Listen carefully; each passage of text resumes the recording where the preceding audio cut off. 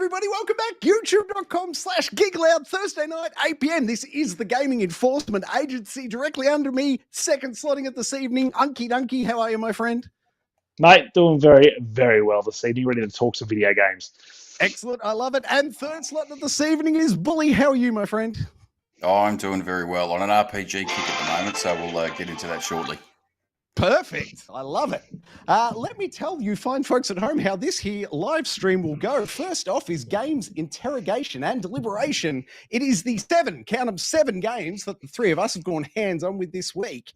And then it's off to the news segment. Unky Dunky, how many news doors did you kick down? Mate, we've rounded up 7 just to go along with the many games we've been playing this week. 7 and 7. That's a good start. And then it will be the standoff. That is everyone's favorite segment. It's the best of video gaming up against the other best of video gaming. And Unky Dunky, what are the constraints this evening?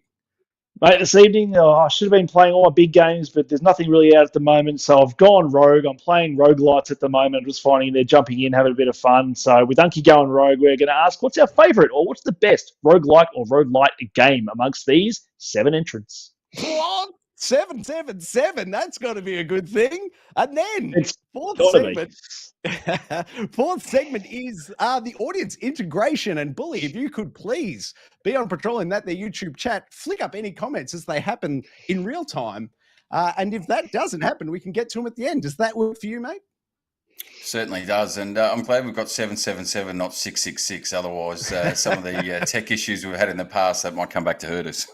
Oh dear, that would. I'm just disappointed. I'm just disappointed in myself that I didn't do it for episode 77 last week. But anyway. Oh, all right. Without further ado, games, interrogation, and delivery. First up this week, we have RoboQuest, Unky Dunky, lead investigating. Now, mate, this is on Game Pass, isn't it? You're playing on Xbox, I assume. It is on Game Pass, this one, and I believe it's actually it came out in 2022, and it actually is still in early access. So it's been out a while, and I don't know how this sort of passed me by. I didn't see it come to Game Pass because it's got the art style that I really like in video games at the moment. I'm always drawn to this like nice sort of cartoony, not quite cel shading, but it really pops off the screen kind of gameplay and aesthetic. And the only reason I came across this was because I was playing another game which will come up later. So this is actually the second of my roguelites I've been playing this week. But and there's actually quite a few more, but these are the ones I'm going to talk about tonight. But this one sort of caught my fancy. It's a bit faster than the other one. This one sort of, if you like your sort of Doom games, it's got that sort of fast twitch reflexes. It's got the bullet hell stuff like Returnal. It's got your sort of roguelite elements, and you are unlocking full abilities through going through these the campaign over and over again. The levels will be the same but slightly changed. Enemy placement different, weapons will be different, and depending on what weapon you get, you could have a really easy one, just like Returnal. Depending, you'll get your weapons that you really like and really sort of hone your skills on, and you'll get a run where you just cannot get a good weapon, and it's a bit harder, but you still find the fun in it. And I've had so much fun in this so far. It's just, as I said, it's like that Doom thing. If you like fast twitch gameplay, yes, it's not as violent or anything as like a Doom, so yes, it's kid friendly, which has got another thing going for it.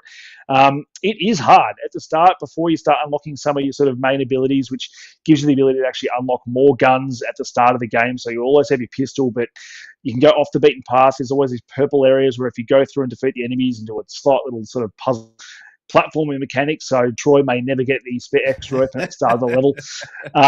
You'll always get yourself another weapon there, and then there's the option to open up more things to get, like power cells, which will get you different upgrades to that level. It enables to upgrade your health when you get through a certain part of a level, you get to the end of it. Because the way health works, it sort of works like Bloodborne, where if you take damage, if you get right up in their face and take them out quickly, you can recover that health back.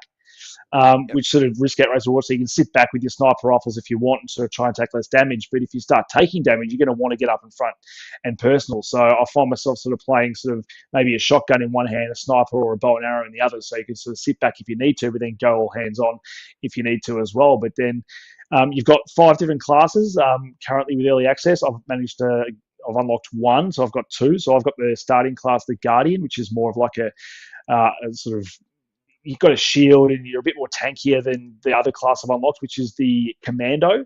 So the Commando's ability, he has a sort of short-range shotgun as your RB attack, and then on your LB throws a javelin, whereas on your right click is a javelin, whereas the Guardian will have a melee attack, and then throughout the course of the campaign, you can upgrade that melee attack to become more of a stomp. Like he gets like a massive hammer and hammers down, so you can upgrade those abilities throughout the levels as well. So I've still not managed to beat the first boss, which I've gone through many biomes that give you options to sort of go. Once this first biome's done, you can go between Oasis and what's the other one? Canyon, I think it is. You can choose to go through those, and at the end of that, there's another boss. And I've only managed to get there maybe 3 or 4 times, but you really do have to manage your health because it does not regenerate. If you get to the end of that level and you've got the boss fight and you've got no health, it's very, very difficult. So you can, at each sort of save station, sort of purchase to get your health back, but I think it only replenishes maybe 20% of your health, so you don't want to lose too much of it. But no, having a lot of fun with this one so far. Very good, mate. My first question is there anything unique about this game? Like the art style, I would argue, for a roguelike, but is there any sort of new additions to the formula? No, I just think what it's doing everything really well. And the fact that it is just in early access, I think a lot of the times, even a prime example, Baldur's Gate 3 has been in early access for ages and they worked on it, now it's got its full release and it's better because of it. I think this has, because it's already been in early access since 2022, they've probably already honed a lot of the things that people have complained about. And I'm playing a very, very polished experience. And I mean, it's just doing everything really well. Like the combat is really good, the feedback's really good, the controls really good. Like just the feeling of motion and combat in this game is really fun. And yes, it's not doing anything marginally different to a lot of other roguelites. Like the other one I'm going to talk about tonight is very similar to this, very similar art style, but does play very, very differently in the way the actual mechanics work. Whereas this is more your twitch shooter, whereas the other one's sort of a slightly slower paced one. But no, I can't say it does anything special. It's just the way the weapons work and the way the combat feels is really good. What about the story? How is that? Is there much of it? Is it good? No, it's not. There's not much of a story, really, from what I can tell. You're just going through these things to try and get to the end of the levels. There's not much there, but it does have this really cool art style and art sort of way they try and tell the story. But I'm not in it for that. Like, you could even argue Returnal only got me in sort of towards the end and with sort of twists and turns that happen with the story. When it comes to these roguelites, all I want is to get in there, have some fun, good combat, a good combat loop where, you've got that one more try thing. Like, every time you die in this, you just want to keep going and go back in more. Like, I'll be in bed sitting there playing my ROG Ally. I'll be on Baldur's Gate all night till 1 o'clock in the morning, and then I'll go, I'll just have one go of RoboQuest, and then I end up having like 3 or 4 goes, and it's 2 o'clock in the morning. So it's just got that one more go aspect about it, which these games need to have if you're going to, invest a lot more time into them. Yeah, fair enough, man. My final question, then I'll hand over to Bully, is if it's in early access, are there achievements in it yet? If so, what are they looking like? I reckon I have unlocked achievements, because I think I unlocked an achievement for unlocking the Commando class, but and then I've done things for, I think, rolling through a biome area. Sorry, Bully, for the term biome, but it's exactly what they are, for rolling through one without taking any damage and stuff. So I believe there are achievements attached. Obviously, they're going to add more, I think, and you get to levels where you can clearly see doors they've got under construction, so they're going to have more paths you can go other than the 2 that you can choose to go off from this. I'm not sure what happens with the bosses. I think from what I've read in other reviews, there's maybe 3 bosses all up, and if the gameplay I'm getting to get to that first boss is added up between the same amount of gameplay between each boss, there's a fair bit of chunk of game here to play. So I've got a while to go on this one before I can beat that first boss, but I'm definitely going to get there, because between playing this on Xbox Game Pass, I've been able to jump between my ROG Ally with the cross save and then go back onto my console with my cross save. It's a really enjoyable experience being able to do that. Fantastic. Bully, any points from you, mate? No, that you probably covered off what I was going to ask. Is it a Game Pass game? But you've covered off on that one, so I might have to jump in and have a look after we finish the show, because it does have that, as Troy said, that Borderlands art style, which it's kind of funny with those sort of games. They don't age, so they don't have to have that top tier sort of level graphics for it to be engaging and to look good. And as you said, it's been in early access, so they might polish some of it along the line. But the fact that they're using that sort of Borderlands style, cell shaded style art style really makes it different to, I guess, a lot of the FPSs that are going around at the moment. And adding in, I don't think I've ever played a roguelike first shooter. There's a couple of roguelikes that I do really enjoy playing, and we'll touch on those later at the Standoff. But I've never played a first-person shooter version, so it'd be interesting to jump in and have a look and see what it's all about. But it does look enjoyable from what I'm seeing on the screen there. Yeah, Nice no, work. and that's what it is. And with the weapons, like you can pick up just a normal assault rifle, and then later on you have the ability to give secondary abilities to those guns on the left trigger. So instead of aiming down sights, it'll give you the ability to maybe throw a rocket launcher on that machine gun, or it might give your electronic gun a big blast, or you can drop down a shield in front of you. So really cool mechanics with all these different guns. It really does change up each playthrough every time you play, which is what makes it so replayable. Nice one, man. It's well deep on my backlog, but it does look interesting. I should check it out at some point. Second up tonight, over to you, Bully, for some Tales of Arise. Well, just before I do jump into that, I will thank you for recommending a game that isn't going to cost me some money this week, Unky. So very much appreciated. You're welcome. I think pretty much every week he costs me a small or a large percentage of my pay packet. But Tales of Arise, so this came out a couple of years ago, and I did grab it when it was released, and I think I put maybe an hour and a half, 2 hours into it, and for some reason just didn't click with me at the time. And as I said, I'm on a bit of an RPG kick at the moment after playing through and finishing Final Fantasy 16, which it really got me back into RPGs. I've really enjoyed it, the gameplay and all that sort of stuff. And this is very much along the same sort of lines. It's got a decent story to it. It's action-y style RPG, but it's got a few more different elements in terms of how you actually use your combat. So there's probably 3 or 4 different. You've got a base attack, which is your right bumper or right button on the shoulder, which is a basic attack. Now, you almost never use that. That's like your backup when everything else is gone.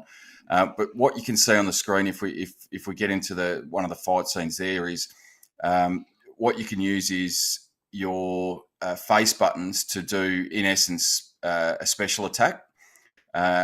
And you can change those. They're called arts in the game, but you can basically change those and upgrade those throughout your playthrough. And on the left of the screen there, you'll see the 4 characters which are attached to your D-pad. So once you've used a certain amount of the arts, which are these, as I said, the special attacks, they then start to fill a meter for each character. And once that's filled, they can then use a special attack as well.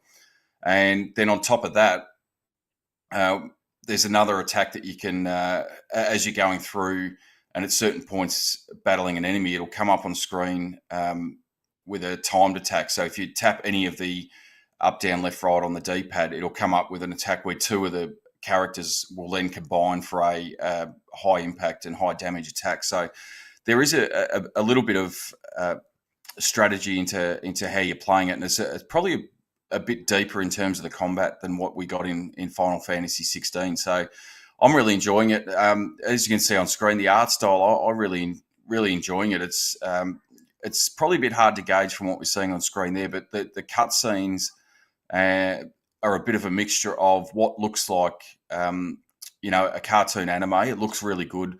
And then there's other sections interspersed with almost like a comic book style story progression. So it'll come up with different 3 or 4 different windows on the screen, each with a different picture on it, and then writing or text or speech in that in each of those windows to continue the story. And the other part that also progresses the story as well is as you're just sort of wandering around different areas, you can hit the right bumper or right shoulder, and it will come up with specific story events in that comic book style, relevant to something that might have just happened while you're wandering around, or the area that you're in, or something like that, that sort of just adds to the story. And then on top of that element of the story as well, when you stop at a campfire, you can cook food, which will then give you certain buffs for the next period of time. But you can also then engage in conversation with one of your party's characters and sort of learn more about their background. And then as a result of that, they become, better acquainted, and that gives you benefits as well. So there's a fair bit to it, but I'm really enjoying it. The second playthrough, I think I'm about 25 odd hours in. It's showing I'm about 50% through. So I'll keep plugging away at it. I'll put a fair bit of time into it over the last week or week and a half, and it'll be something that I'll continue to go back to, along with I'm almost interspersing this with going back and starting all the Xeno Blade games again as well. So I'm sort of jumping between the two. So as I said, a bit of an RPG kick, which is sucking a whole lot of time out of my life at the moment. I don't know if you've played it, Troy, but certainly I know Unky's jumped on board, and I repaid the favour and made him splash some cash during the week. So no, what you're looking at here is actually Colin, my son, captured this footage for me today. I got him to play it. I am not patient enough for JRPGs, excuse me. Typically, they're not sort of where my heart lies. So, no, I don't think this one's for me at all. But it does look and sound great. The look really reminds me of Genshin Impact. It might just be that main character's white flowy dress, though. Yeah, it does a little bit. It's just, and you can actually, there's a collectible as you're going through is finding these owls within the world. And the more of those you collect, you can then basically, as a reward for how many you collect while you're playing through, you can be awarded different skins for the characters. So when you're changing your armor as a stat boost, it doesn't actually change your appearance, but you can go and get these rewards for collecting the owls and then change your character's appearance. And there's quite a few of those. And I think having a look as well, there's quite a bit of DLC that goes with it, but most of it is just, skins and stuff like that. But you can certainly unlock a heap while you're playing it as well. So there's that variety as well to sort of tailor it to how how you like your JRPGs to look, whether you really want that, almost weeby style anime, or whether you want it a bit more, serious, I guess. So. And where's it sitting at? You said it came out a couple of years ago. Is there recent DLC release for it, or have the developers finished with it and moved on to the next thing they're working on? Well, I mean, the Tale series, I think, off the top of my head, I think there's about 10-ish mainline games stretching back to, the late 90s, early 2000s. So there's quite a few there. So I'd imagine they've moved on. The only DLC that I've seen is skins and stuff like that. There's no actual story DLC from what I've seen. So I think it's once you're done with the story, that's it. But as I said, it's probably going to take me 50 to 60 hours to get through the story. So certainly there's a fair bit in there to have a look at and play through. Yeah, fantastic, mate. And it looks like it's running. Is it running at 60? It looks pretty impressive, pretty smooth. Oh, I'm probably the last person to ask on that. I couldn't tell you whether something's running at 60 or 10, but it does run pretty smoothly. But again, it's using that art style and the cartoon style graphics. It's not overly intensive in terms of any real world physics or anything like that. So it does run pretty smooth, whether it's 30 or 60. So fair enough. Unky, anything from your side, mate? Just that you've purchased it? Yeah, I can confirm it does run at 60. You've got a quality mode and a performance mode. So I think it started at quality mode and I flicked it over to performance and running a silky smooth 60 frames per second. And yeah, just gorgeous art style. And again, it's got that sort of pop of color and art and graphic that I really like in a video game at the moment. It just sort of, I don't know, it makes games more fun to play for me other than the hyper realistic stuff. I just really love the way these characters pop off the screen. And Bully, probably, I'm nowhere near as far as Bully into it. I'm a couple of hours in now. I've just unlocked, as Bully will know, the flaming sword abilities. So still pretty early on in the story, but no, really good in terms of like the voice acting and the way they're sort of telling that story and the intrigue behind the guy in the mask and who is he and how did he end up with the mask. And I'm sure I'm going to get answers to that at some point because I can see all the cover up for the game. He's no longer wearing a mask. So I'm sure there's I'm a bit of a spoiler there. So I'm not sure if Bully knows any further to that or how the story's gone or whether that progresses and the intrigue's still there or they sort of let that sort of happen pretty early in the story. I don't know, but I'm enjoying enough to keep playing. As I said, it's that more sort of RPG after Final Fantasy, even though I can't really say after Final Fantasy because I'm still going on Final Fantasy. But going between that and this, it's real hard to play Final Fantasy at the moment because, yes, it does look great, but then you come back to this like nice pop of color and, it's running at 60 frames per second and doesn't take itself as seriously as something like that. So the fact that Bully's managed to finish Final Fantasy 16 now into this, I reckon that's good because he's got that, he's cleansed the palette now with this, whereas it's a bit harder to chop and change between the two. And I'm finding myself enjoying this as well, but trying to still be mindful that I need to get Final Fantasy off my bucket list before, all these other big RPGs start hitting for the end of the year. Fair enough. And which number is this on your backlog, Bully, that you're trying to clear off here? Oh, this is number 354 on the backlog. So once I've pumped the 60 hours into this, I've only got 353 to go until I can say I'm caught up and can actually dive headfirst into Starfield. So I've got 2 weeks to pump through those 300 games. Perfect. Well, then, let me draw your eye to the game I've been putting some time into this week, Shatterline, mate. You might want to make some room on the backlog for this one, I reckon. This is a free-to-play Call of Duty clone, for lack of a better term. It's set, you can see on here, it's like alien planets and, melee attacks, pistol attacks. It's essentially the Call of Duty game modes, but then instead of a single-player campaign, it's a multiplayer sort of like it's kind of open world, like they're kind of small zones, but it's open world. There's multiple objectives, so it's upwards of 3 teammates. You can see here I was playing online, 3 teammates, and you sort of pull up this scanner, and then you can see it's kind of like being on top of a link tower. Like you get icons that are like, oh, the other side of the mountain, there's something over there and something over there, so you ping one of them and let's all head over there. And then there's little world bosses and all sorts of random encounters you can get into. That's the campaign mode, if you like, but the real meat of this game is it's got all your Call of Duty multiplayer modes, team deathmatch, capture the flag, the list. It's got all of those in them, and it's done incredibly well. This is, it's PC, I should start with that. This is playing on Steam, but it is coming to consoles. No, well, this is the thing, Bully. The developers are working on it. It's coming to consoles. Oh, gosh, I don't have the date. I think it's September or October this year. It's coming to consoles. And there's something else coming up. Yeah, it's got a bit of free air there. Yeah, nothing wrong with that. It's free to play, guys, and so I highly recommend checking it out. Unky, I think you'll love it. Check out these boss fights. For a first-person shooter, they've done really well with just making. It's kind of similar to Returnal, shoot the bright bit on the boss, but having the 3 other players there, and you know how I like to play a bit risky, sometimes get downed. So it's nice to have 2 other teammates in there that can come in and revive me.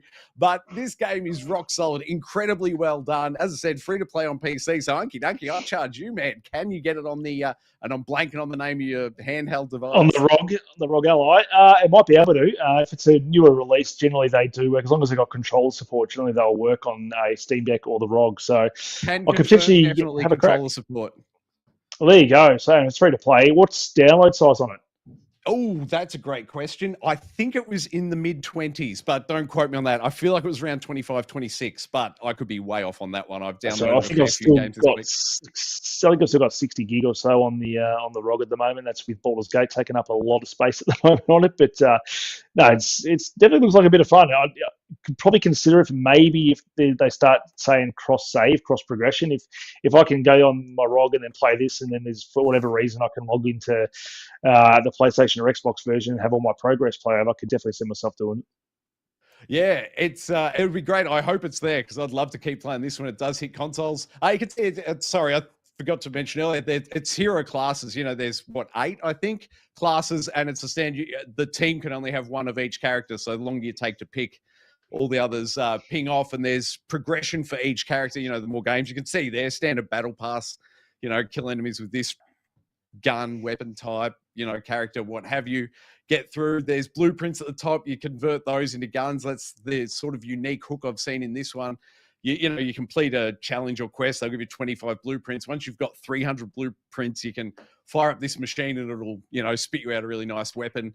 And then that is unlocked for all the classes. And here's just a standard team deathmatch. But I got to say, it was running at a flawless 60 frames a second. And the shooting spot on the slide is perfect, the sprint to slide. And if it's downhill, you can do the infinite slide. It's not based on your stamina gauge at that point. You can max out, hit the top of the hill, and just slide all the way down. A heck of a lot of fun. And yeah, you can see some of the class options there. If one of the classes fires off their sea enemies through walls, everyone can see them through the walls. Otherwise, you just got the down things. But fantastic game, really well implemented. I highly encourage you to check it out if you've got a PC because it's free to play. But that is it for Shatterline. I'm over to you, Unky, now for Gunfire Reborn, another Xbox Game Pass game. Yeah, so speaking of free to play, this is another one that you don't need to fork over any money for. And just like RoboQuest, this one is also a first-person shooter of roguelike class-based characters with cel-shading aesthetics. So you might argue it's exactly the same game, but it's not. It's, again, another game that's reviewed really highly. Like, if you go through and look at all the Steam reviews, all the, early access reviews that this game had as well, like, it gets really good reviews for what it is. Another one that looks like Borderlands. This one, again, you look at some of the gameplay here, you might think it looks very similar to RoboQuest, but it's much slower. Like, you don't have a sprint button in this one, unlike Robo, where you're jumping around everywhere. You're sort of grounded. You've got on your right bumper, you've got a grenade, which you can change from smoke grenade to like an acid grenade. Then on your left bumper, you've got this ability which you can lock sort of a player in place, and while they're there, you can sort of do different damage and stuff. And throughout the levels, you unlock different scrolls that might, you give 3 options, like you can create, whether you've got extra electronic damage to your weapons, or fire damage, or you have an extra ability to be able to throw at that LB ability more than once, or it gains 200 plus damage. So, and as you go through each level, you unlock chests. There's secret little areas you can unlock, but you've got to unlock the sort of main progression throughout the roguelike, as most games. When you finish it, you can have the ability to take on these portals. You'll see a purple portal. I think I just saw it on the screen there. You shoot that, you go in there, you fight like a little mini boss, and once you beat them, you get a bit better chest with better gear and better guns. And just like Borderlands, like, it's just crazy to see some of the guns that pop up in this game. It's just got that same kind of like joy of picking up a gun and going, what is this one? What does this one do? And the feedback on the guns is really good. The levels are well designed. Again, it's, they generate different sort of versions of each level every time as well, so you're not going through the exact same one. Yes, it's like Returnal, like the first biome is always going to be this biome that you're seeing here. The second one is a desert biome, which I haven't managed to get through yet. I've beaten the first boss multiple times now. So the first boss, not too hard. Kicked my ass completely the first time, but after a few runs and unlocking perks and unlocking the ability to unlock a more powerful weapon at the start of my run instead of just having my pistol, like, there's just all these things. And I think eventually you can unlock the ability to carry 3 primary weapons and then not even have to use your pistol, or you might get your pistol plus 3 weapons. So there's all this different progression in this. Again, very similar to RoboQuest, but slightly slower paced. Can easily play co-op. I just jumped into some multiplayer game the other night with just some rando, and we had some good fun. We got to the first boss, and then he died, and then not long after I died, but I tried my best to carry us through it. But they've also got character classes as well. So at the moment, I've only got the little kitty cat that you can use, so very friendly sort of character looks. You've got a cat, you've got different dogs and birds and stuff. You can unlock them more you play it, so it does have that progression. And being a full release game, it does sort of feel a bit more feature complete as opposed to RoboQuest, where you can sort of see that obviously, the levels are under construction and still not a full game yet. For me, RoboQuest, I have this number 1 on my list, probably because I've played a little bit more since jumping in, because that Twitch sort of shooter and fast-pacedness of it really sort of hooked me. And I really like yes, they've got similar art styles, but with RoboQuest, it's a slightly cleaner sort of look. I think when you look at this, you've got sort of more the black outlines, whereas RoboQuest doesn't have that. It's got the, rat-a-tat-tat stuff coming off the guns, and that kind of comic book feel to it as well, which I really enjoy.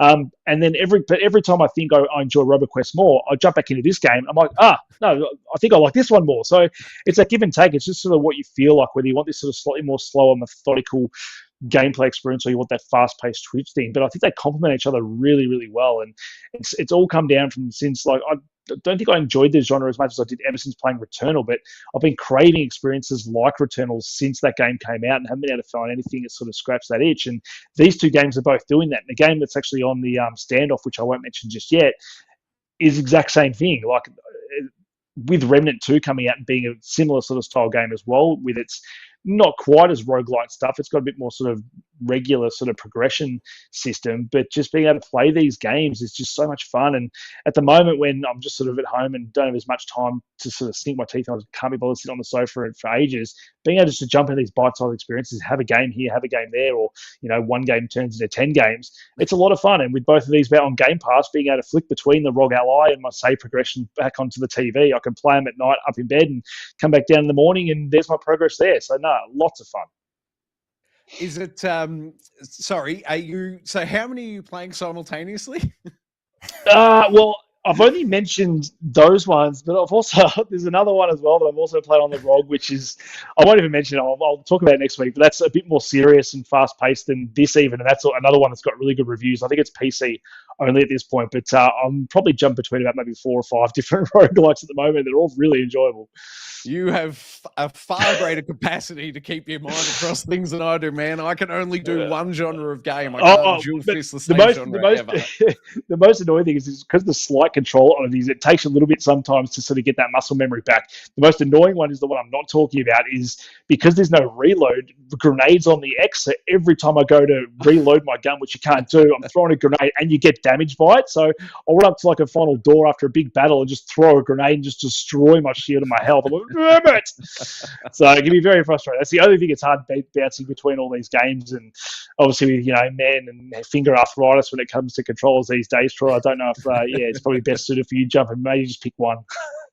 Yeah, exactly, man. I will. The annoying thing I'd say about this game, and this is just such a me oddity, but the achievement points, it can be like a 1-point achievement and stuff coming up. I saw, I think on the first death, there was a 1-point achievement, and then I think I just saw it then in the footage when I think first died of shock damage was a 6-point achievement. I'm like, no, this is all wrong. What about any thoughts? I was just going to say, I'm the same. I hate, odd numbered achievements. It's either got to be a 5 or a 0. Exactly. Don't start putting random numbers in there. Because then I'll have to then go and find something it'll force me to keep, maybe this is the trick. It then forces me to keep playing it until I can round out a number again. Yeah. No, I deleted it off my hard drive in frustration at that point. Which is rather annoying. It's another one, as you said, Unky. It looks very similar to that first game, RoboQuest. So I'll have to have a look, and I'm not sure that I'd be jumping between the two. It might be just half an hour of each one, and then just pick one and see which one takes your fancy a bit more. Is probably the way I'd look at it. But it's same as the first one. It does look pretty fun, and it's a similar sort of thing with that cell shading again. So. It does look good. For some reason, I'm not sure why this one is more than the first one, but this seems to be giving me sort of time splitter vibes. Yeah, that's a good call, man. Which is, a game that I'm not the only one that's been hanging out for a remake or a new game in the Time Splitter series for a long period of time. But I'm not sure what it is about it. It just sort of gives me those sort of vibes. But again, you're looking after me this week with another Game Pass one, so. There you go. You got no excuse. You can just jump in real quick. I think they're cloud games possibly as well. So I don't even think you need to install them if you just want to jump on real quick and have a go and see which one you like the most. Well, I will. In the first instance, my wife sends her thanks for not burning through the wallet this week. Nice. Very good. And now it's over to you, Bully. And I like that you've picked something from the PlayStation catalog that people don't have to pay for if they so choose. Rogue Legacy 2, mate. Yeah, so I think this came out sort of late June-ish on the PlayStation. I'm not sure whether it's the upper tier or the middle tier, but certainly it's on that platform if you are subscribing to it. But Rogue Legacy 2 is obviously a follow-up to Rogue Legacy, which released almost a decade ago now, and I really enjoyed the first one, and this just sort of builds on more of that. It's still got those same elements, and you can see on the screen there, it's side-scrolling roguelike. So every time you enter the castle, the castle layout's different. Although it's sort of each section layout is different, it still overall has a very similar layout. So where you start in what you can see on the screen there is the first area, and if you go to the top end of the castle, it's always going to be a specific style with specific bosses in there, but they're just in different places, and the layout of each screen that you roll through is different. And the other interesting thing for anyone that's never played this before is the way that they handle the deaths and re-jumping into the level is you are essentially, starting the game as the child of the last character that you did the run through with. So,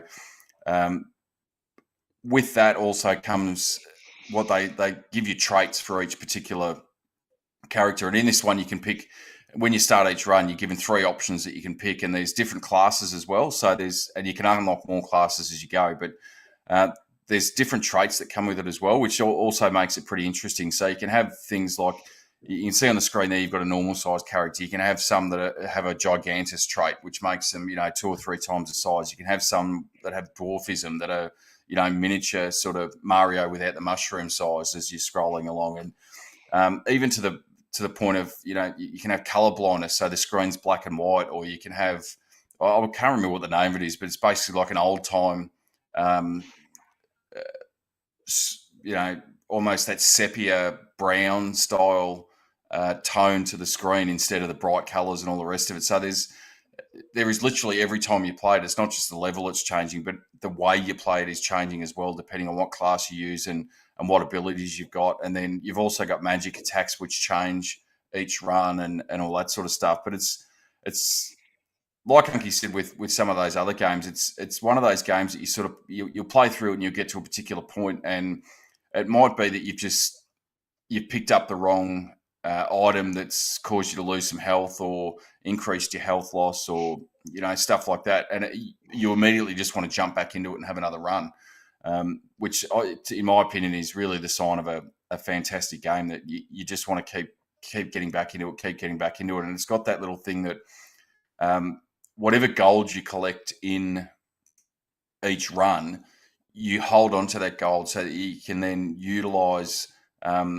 It's essentially expanding your own castle in the starting area to unlock different classes and increase your health and stuff, which then is a permanent upgrade through the game.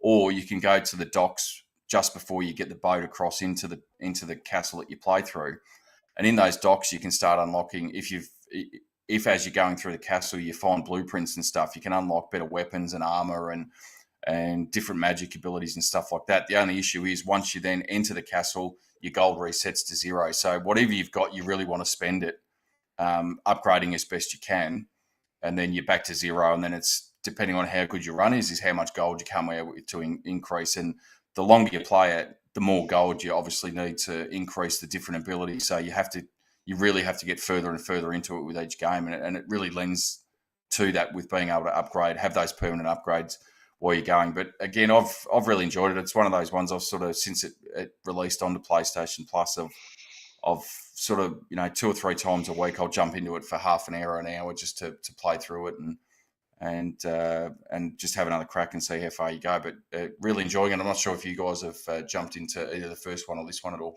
Yeah, I've played the first one. I never finished it, but I've spent a lot of time with it. But as you have, mate, I've been putting a bit of time into this over the last few weeks after it came into, the game catalog, PlayStation game catalog. And really enjoying my time with it. I've got the old man stick hooked up to it, so I'm not fighting the dual sense at all. I'm just playing it on an arcade stick, and it works beautifully. I absolutely love it. I second all your points, man. Thoroughly enjoyable game. I love the way it changes it up every time by the different airs. Solid game. Highly recommended. If you've got that upper tier of not Game Pass, I keep trying to say that tonight. PlayStation Plus. Check it out. Unky, your thoughts? First thoughts, Troy, can I just make sure, have you got a pre-order down for one of those accessibility controllers yet for those man-hand of yours? No, I do not. Probably very good time you chuck the pre-order on one of them. There's a few things in the studio that need an upgrade before I get a new controller, I think. No, I played this. I think it came out on Xbox early last year. Yeah. So I put a fair bit of time into it then. I love the first one. I remember playing the first one again with that one of the first versions of cross save that I remember and cross progress doing was with the PlayStation Vita and the PlayStation, playing this sort of on the Vita and then a handheld, then being able to jump back on the PlayStation and take up where I left off. And I absolutely fell in love with this game. And I've played the first one probably more than I've put into the second one. Like I was playing the second one thinking, it is kind of just more of the same in terms of the first game, but it is much more polished and much better. It's just, again, I don't know why I fell off. I think it came out, on Xbox when a whole bunch of other stuff came out as well. So I jumped in and got my feel, and I was like, yeah, I've been there. I've done this before, but if you want a polished roguelike experience, it doesn't get much better than Rogue Legacy 2. And they do have a lot of good little humor in there, a lot of one-liners and stuff. Big fan of it myself. Next up is me. I finally went out and purchased Remnant 2, guys. You talked me into it last week, Unky. So I've gone hands-on, and following your advice, I went with the handler class. So the dogs had to pick me up a fair few times, but I need some serious help in this game. It hasn't, whatever the mechanic is to play properly, has not clicked for me yet. I'm loving it. I love the way it looks. I love the way it feels. I love the way it plays. But whatever it is to get good at this game has not twigged for me yet. So still working on that.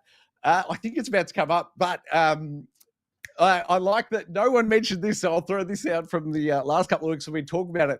They've got the drop roll in there from the Soul series. You can, stop and drop.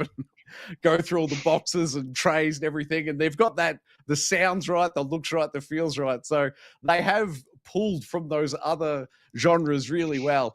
And I've started in the biome with the big, it's like the castle out of the end, Demon Souls remake. Which one's that? Because there's 4, as I understand it, 4 different world choices. So Bully and I played some co-op last week, I think it was, and that's the level we got to. And then so Bully's like, if I'd started a level like this, I would have liked it much more. So you get the castle. It's a bit more Resident Evil-y style. Then you go into a village, which is like Resident Evil 4 and stuff. Right now, because it's on screen. $70 on PlayStation and $75 on Xbox. I have no idea why it's $5 more expensive on Xbox. Sorry, I'll get back to you. No, it's funny though. I actually have noticed that recently with a lot of games with the $5 difference. There was even one today that I picked up that was a $5 difference both that same way as well. So, are they always that way? Are they I don't think it's always. No, I don't know why. It's just every sort of select game, it just seems to be that $5 difference, and I don't know why. How very bizarre! There's got to be a reason for it. There's got to be. But no, you've started in a good level. Like, this is one of my favourite levels that I've re-rolled multiple times because it's probably my favourite aesthetic for the level. There's the castle, then you go obviously into the streets. And you probably haven't made it that far going by your gameplay and saying how tough you've had. So I'll have to jump in there with you, Troy, and Sherpa you through some of these parts as I did with Bully. So, yeah, it definitely makes it easier once you sort of have a bit better armor and know what to upgrade and know what to look at. And as I said last week, I've finished the game and I've sort of maxed out pretty much all the traits to my level in the character. I can't add any more traits to my character now. I've got 2 of the best weapons in the game fully upgraded, the boss weapons as well, so they're fully upgraded. I've fully upgraded the starting rifle that you get with the handler as well, with really good mods. So yeah, there's not much I can't do in this game. I've tried some nightmare stuff now as well. We're on the nightmare levels, and I can get through the levels just fine. But soloing the bosses on nightmare has been really, really tough. So I've only gotten I've beaten one of them, and I've gotten nowhere near beating the current one that I'm up to going solo. So I'm gonna need to find some other nightmare Sherpas to go to take me through those, because there's no way I'm beating these bosses by myself. Very nice. So even though the game, I don't fully get it yet, so to speak, but it's definitely got its hooks in me. As soon as we're off air tonight, I'm going back into Remnant 2. It was a prime recommendation from your good self last week, Unky. This game does speak to me. I'm going to be all about it. I love it. Now, Troy, if I can get on tonight, would you like me to help you tonight if I can get on? Oh, yes. Yes, please. All right, we'll talk. Because I bet it's one of those things that it's just, if you did this and then that, and then it would click and I'd be away. But I'm just waiting for that moment. Well, there was definitely a lot of things when I played with Bully that took me for ages to figure out, and Bully will sort of probably attest to some of the things that we did to get some of the stuff that we did very quickly for him that took me a lot longer. So, yeah, it's definitely going to help having me there with you, Troy, I think. Yeah, no question. Bully, any additional thoughts from you on Remnant 2 this week? No, just with that. So it does help knowing someone that's been through some of those levels, because there was a set of armor that's really good that I'd almost go so far as to say, unless you were really trying to explore every little nook and cranny, you'd really struggle to find it. And, I don't think I would have found it without Unky playing it through. So him having picked it up previously and just go, this is exactly what it is and this is what we need to do to get it, really certainly does help and increases your opportunity to stay alive through some of those battles. So, and to what Unky said, in the gameplay footage you can see on screen now. So that's, as you said, that's the level we're up to, which is completely different aesthetic as to what I think I mentioned last week. That really put me off. It was the setting for the first area that I got, but certainly playing through this was a lot more enjoyable. I thought it looked a lot better. And the other part with it was, and we commented a couple of times as we were playing, there was in the co-op mode, and I don't think I've noticed it playing single player either, but certainly in the co-op mode, there was no lag, there was no drop off, and it was running really, really smoothly. So it does play really well co-op. I'm not sure. Can you do more than 2, Unky? I'm not sure if you. Yes, three player co-op. So yeah, 3. So and the other part is we did a couple of the end bosses in some of the levels, and there was one in particular which essentially it's a bunch of cubes, but I won't spoil it for anyone else. But there's a bunch of cubes that you got to fight, which does sound strange, but it was one of the most intense. It's unique, isn't it? It's great. Yeah, it's a really unique battle that you're fighting against, and the way it all sort of sets up. And I think 3 or 4 times we got like within seconds of finishing and beating it, and only to have something come out from the side of the screen and get you. And as you're sort of playing through, you're getting frustrated, but the more you put, it was just intense. We're going, you really got into that co-op mode of gameplay. You go to the left, I'll go there. Oh, there's this coming your way. If you stand where you are, you'll miss it, or take a step to the left or right or whatever it is. It was really intense. And in terms of a co-op experience, that one boss level, I think, was what would have sold me in playing this more as a co-op game as opposed to just trying to play it through by yourself. You really do need to sort of get that coordination going. And for mine, if you're going to do an online co-op game, if it has that element to it where you've got that tenseness and you've got the ability to work together to defeat these bosses, I think that it sort of really adds an extra layer as opposed to just coming up against a bullet sponge or something like that, where you might just sort of peel off on different angles and just hammer your bullets into it. You've really got to actually look at how you're playing and that sort of stuff. And I really enjoyed it. So 100% Troy, if you can jump on and do some co-op, it's certainly well worth the effort.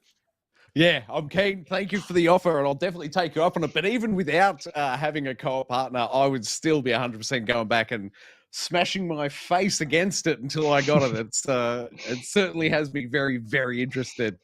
And now over to you, Unky. You've got to explain this, man, because this trailer's made no sense to me. Dave the Diver, what is going on here?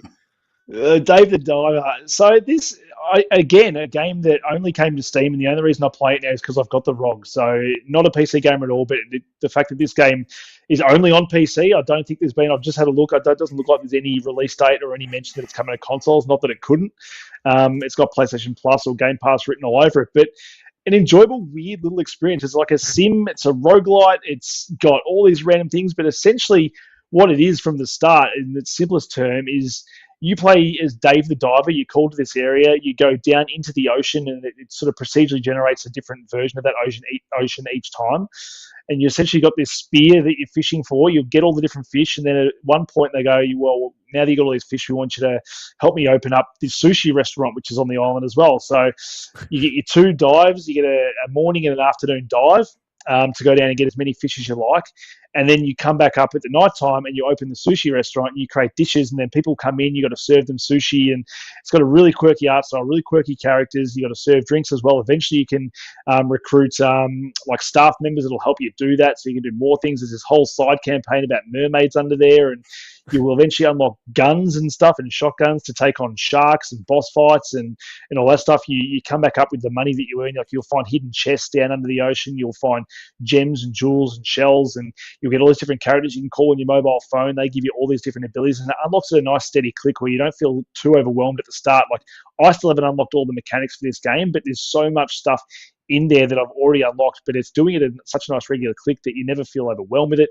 It's fun every time they add that new mechanic. You're like, oh my God, I didn't think they could add this, but they have. Just really, really enjoyable stuff. Just the fact that it's got all these different mechanics working into this game, and every bit of it works and gels so well together as a cohesive game that, yeah, you're just having fun in every aspect of it. And you wouldn't expect to have, fun in a sushi simulator effectively, but that's what they've done. Is the sushi bar side of it like overcooked, or how does that work? It's sort of like a time thing. So the people will walk in. You sort of it's sushi. It's sushi. It's not. It's not cooked at all. Good one, Polly. No, so how it works is you'll create a menu, and then so with the fish you can create certain dishes, and then you can, if you've got more of those things, you can create a better version of that dish. And the main head chef, he'll sort of create a better version of that, which gets you more points or makes more money because it's a better dish. So whatever you put on that menu for the night, the little people will walk in, and then you've got sort of a little time limit on them. They'll tell you what you want. He'll cook it. Then you've got to, at the start, you're the one serving it. So you've got to walk up, serve them their food. They'll sort of eat their food, drop their cash, walk out. You've got to walk over, grab their plate, clean it up. Someone might want to order a drink, so you've got to walk over there, try and pour the little mini game to try and pour their drink perfectly. Then if you stuff it up and over pour it, you don't get paid and all that kind of stuff. But if you pour it perfect, you get really good money. So it doesn't go for too long, but it's just enough to sort of, cause enough stress that you get more and more people. You'll also get, like, I've had a food critic come in, and she wanted a specific dish of like some shark thing. So during the day I had to go and hunt a shark, but I had to do it a couple of times to kill a shark, to then get the bits of the shark to make the dish that she wanted to then fulfill that quest line. So just really cool little mechanics like that, and just with this art style and just the way it all works, it's just it is hilarious. Like, some of the dialogue in this thing is ridiculous, but just the gameplay itself, I'm just really enjoying diving down that sea. And you'll unlock a larger oxygen tank, which will allow you to dive deeper for longer. You'll find these little abilities underneath the ocean that'll give you like a little like electric scootery thing that under the water makes you go even faster, or you might find different weapon parts down there so once you've unlocked, I think, 3 different parts of a gun, then you can then buy the gun and use it whenever you like. So I've had like electric spear guns, I've had shotguns, I've now got a sniper rifle under there so you can take long range shots at the sharks, which sucks when you run out of ammo, but you'll find ammo boxes down there. If you start running out of oxygen, sometimes you've got to you'll swim and try and find like a little it's like an exit tank that if you can get yourself to the tank, that'll sort of take you back up to the boat and you don't have to use your oxygen. So you got to really manage that. But now that I've sort of upgraded my oxygen tank and all that, I can go much deeper, much longer. So you're getting to go down and explore, and there's like side missions where you got to get explosives to get through to this area, which is when you find the land of the mermaids. And there's a whole thing there, which I don't really want to spoil, but there's so much in this thing. I can see why it's getting, the really good reviews it's getting for, a lot of people say it could be their game of the year, and I can see why. Wow. So a lot of fun. Another really good one for the handheld, because there's obviously not too much going on gameplay-wise, just like Baldur's Gate. Like, there's no twitch reflexes and stuff. It's just in your hand. Real good experience I'm having with this. So I can't remember what I paid, maybe $29 for this one. So it's not too expensive. Another indie title, but in a year with like all these big, massive AAA titles, there's a lot of good indies, and this is one of them. Is there any voice acting, or is it all just text on screen? No, I think it's text on screen from memory, and they've got the in the background of the different characters from memory. It's been a little while since I've gone hands-on. I think the last time I played it was last week, but I don't think it's got voice, but I could be wrong. So I can double check and let you know next week. But it doesn't take away. If it doesn't take away from the experience whatsoever. Yeah, nice. I'm still traumatized from what did Sagaro have me play? The people. Gosh, I'm blanking on the name of it. But the fear of running out of oxygen under the water, I so struggle with underwater games. I don't think this one's for me, Unky, if there's a chance you can run out of air under there. Oh, I think we've had Unky lock up. Bully, any points from your side, mate?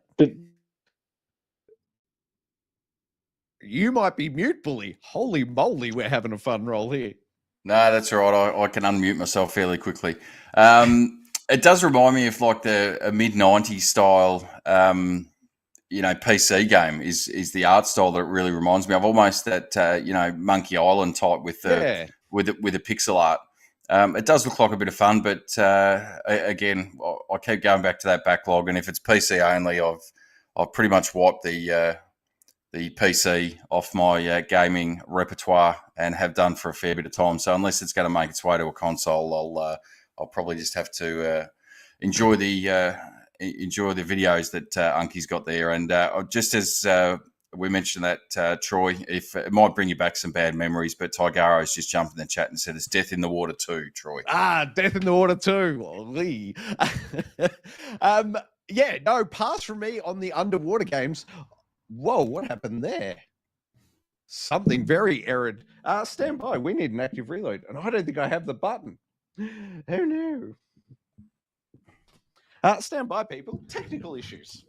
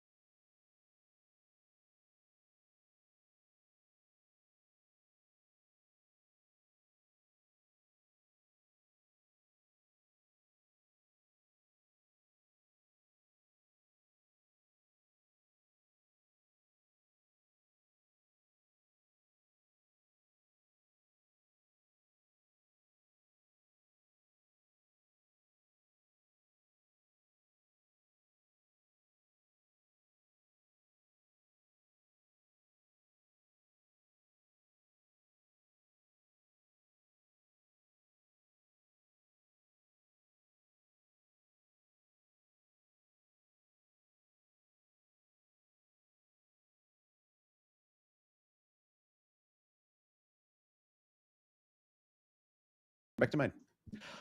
Whoa, that hasn't worked well. Wait, one more crack at that, I reckon.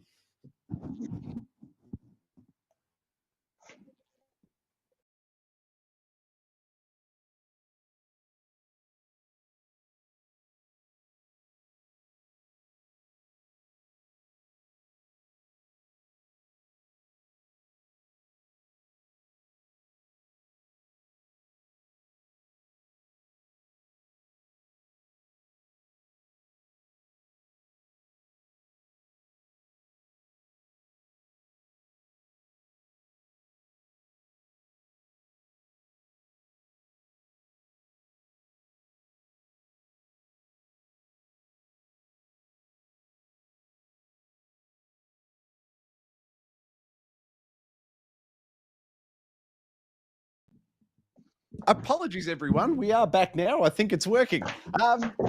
So that is the end. Unless anyone had any more points on Dave, we can move on to the news segment. How does that sound?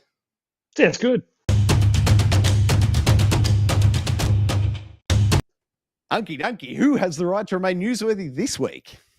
This week, a big one for me, a Teenage Mutant Ninja Turtles game based on the popular Last Ronin comic book has been announced. This is from Video Games Chronicle, and fresh off me just finishing the Last Ronin comic just the other night with the little fella, has got me even more excited for this game. I'm a little worried that who's announced it because it's THQ Nordic, and I know it's the guys that did the Destroy Humans 2 remake, and that game is very polished and really cool, but it's not the style of game I would want a Ninja Turtles game in, especially the Last Ronin. But from all accounts, everything I've read, they are saying they want this to be AAA. They want it to be, they're taking inspiration from God of War and God of War Ragnarok, which is what I think it needs to be. I think that's the perfect combination of what you want this game to be. So yeah, I am very optimistic about this, and fingers crossed they don't screw it up, because after reading that comic, this is easily one of the best stories they could go with to make a Ninja Turtles game. And if they've got the gameplay to back it up, I think it could be a really, really special experience. I'm just a little bit tentative on the developers behind it, that's all. Sorry, did you already say what's their history development-wise? Why are you concerned? No, their last thing was the remake for Destroy All Humans 2. So yeah, that was a polished product. It was really cool in the game itself, but nothing, as big as a AAA title like a God of War that they've done. So I'll be really excited to see what they do. I could see it coming out and being like, one of those animated games. I think it was Samurai Jack, which I really enjoyed a couple of years ago. It was an animated sort of action-based game, which was actually a really good game and actually really tough at points towards the end. I could see it being something like that, but I would like it to be more than that. I think with something like The Last Ronin, being a darker story, being the amazing story that it was from start to finish, the way they work, all the other turtles into the story, the way they sort of do the flashbacks, the way they have combat encounters in it, there's the violence of it all, I think you create a really good game. We've had an internet hiccup from Unky. Bully, your thoughts on it? Yeah, I mean, the trailer itself, to be honest, doesn't really give much away. It's just a couple of candles on a screen, and then it flashes to the the Last Ronin screenshots. So it doesn't really give us much. Doesn't give us a release date or anything like that. I think this has sort of been rumored to be in the works for a while. But just while Unky was talking about it, I did have a look at Black Forest Games, which is going to be the developer of it, and it's a bit of a mixed history. So you're looking at, they're about a 10 or 11-year-old studio. First couple of releases was the G.E.A. Sisters Twisted Dreams, which was sort of like a platforming roguelike sort of game, which wasn't a bad game, I didn't think. Yeah, that was great. And they've also done Titan Quest, but it does, there's a bit of strange stuff in there as well, like the Bubsy, the remake that came out about 5 or 6 years ago, which was absolutely terrible trash. Fade to Silence, which I can't even remember, and then, as Unky mentioned, the Destroy All Humans remakes that they did. So it looks like, from what I can see, apart from really G.E.A. Sisters and the Last Ronin that we're talking about now, it looks like most of their history is pretty much remakes, remasters, etc., that sort of thing. So, we have seen it in the past, I guess, that, those sort of studios can knock one out of the park. when they've got that sort of background of retooling some old IP. So it'd be interesting to see how it turns out, but certainly one that I'm looking forward to, Unky. I know you've got, as we mentioned a couple of times on the show, you're a big Turtles fan, and you've got the big collection there. You're almost getting me into looking or getting into getting back into the Ninja Turtles. I was a big fan when they first come out and sort of dropped off, but for some reason, with some of the new game releases they've got coming out or had come out in the last sort of 12 or 18 months, it's really got me back into a bit of a Turtles flavour. So yeah, definitely. My thought on that trailer was it was a development, call out for developers. Hey, come work on this project. Like, they haven't said a year, so what are we guessing? Maybe 2026? Would that be a fair release year, do we think, at this stage? Oh, look, I'd be saying if it's AAA, you're looking at maybe 7 or 8, to be honest. Yeah, fair call. Especially if they haven't really put too much, given the release trailer didn't really show us anything. I can't imagine that they're too far into development if they have even started. And if you're looking at a normal development cycle for a AAA game these days is, 4 years is quick, and your sort of 5 or 6 years is your sort of standard. So I'd be probably expecting the late 2020s. Really, 7 or 8 would be the earliest I'd expect it. Yeah, fair call. And I checked out their website. You just said their name and I'm blanking on it. But the developers, Black Forest, thank you. They've got 8 to 10 jobs now, lead programmer and stuff appearing on their website. So I think very much this was a call for, hey, let's get some more producers, developers, artists, coders in to work on this project. So I'm excited by it, but it's years away. But still, fingers crossed, it could be very cool. Now, Unky Dunky, does Story 2 keep us in the realm of Turtles? It does. So this was from Nintendo Life. Teenage Mutant Ninja Turtles gets radical new DLC in Minecraft. So yes, Bully, they are taking over. It's only a matter of time till we see these green boys in Fortnite. I reckon it's going to be, Unky's going to be spending a fair bit of dosh in Fortnite soon. I reckon. I think it's only a matter of time. But no, this DLC is really cool. Like I got my little fella to jump into it. I downloaded it for him on the Switch, and he jumped straight in. A really cool little campaign. Like you pay, I think it was $14.95 for the whole Ninja Turtles pack. So it gives you the world itself and campaign to play through. You get all 4 turtles, the original turtles. You get all 4 turtles from the New Mutant Mayhem. You get Bebop, Rocksteady, Shredder, Krang.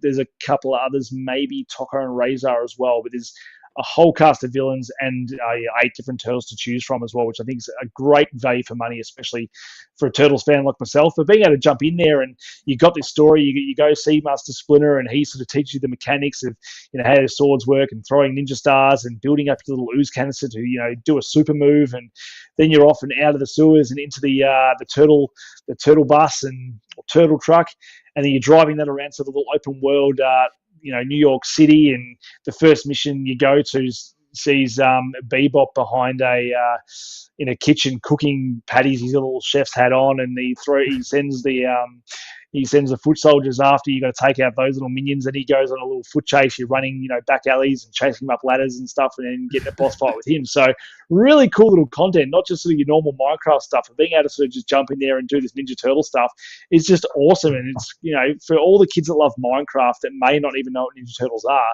they're going to look at this, especially once the movie hits in Australia, and go absolutely crazy for this stuff, I reckon. Turtles is just going to go bang, I think.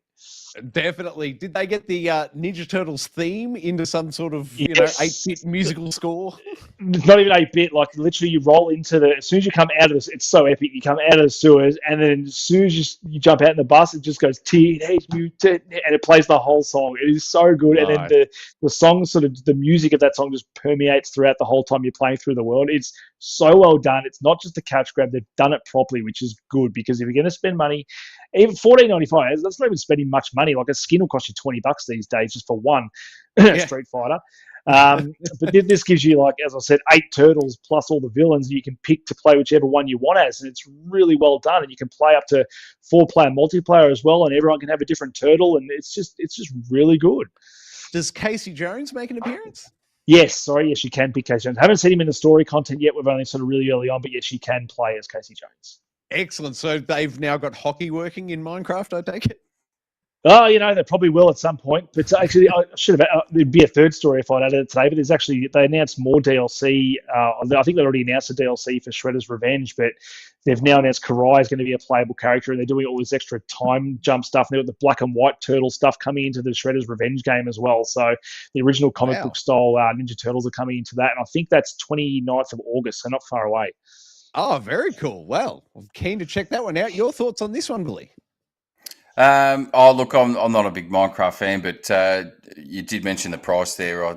It's a veritable steal when compared to the story we were talking about last week with the character skins for Street Fighter. So, look, it's one of those things. If you're a Turtles fan, and certainly if you've got kids that are that sort of age,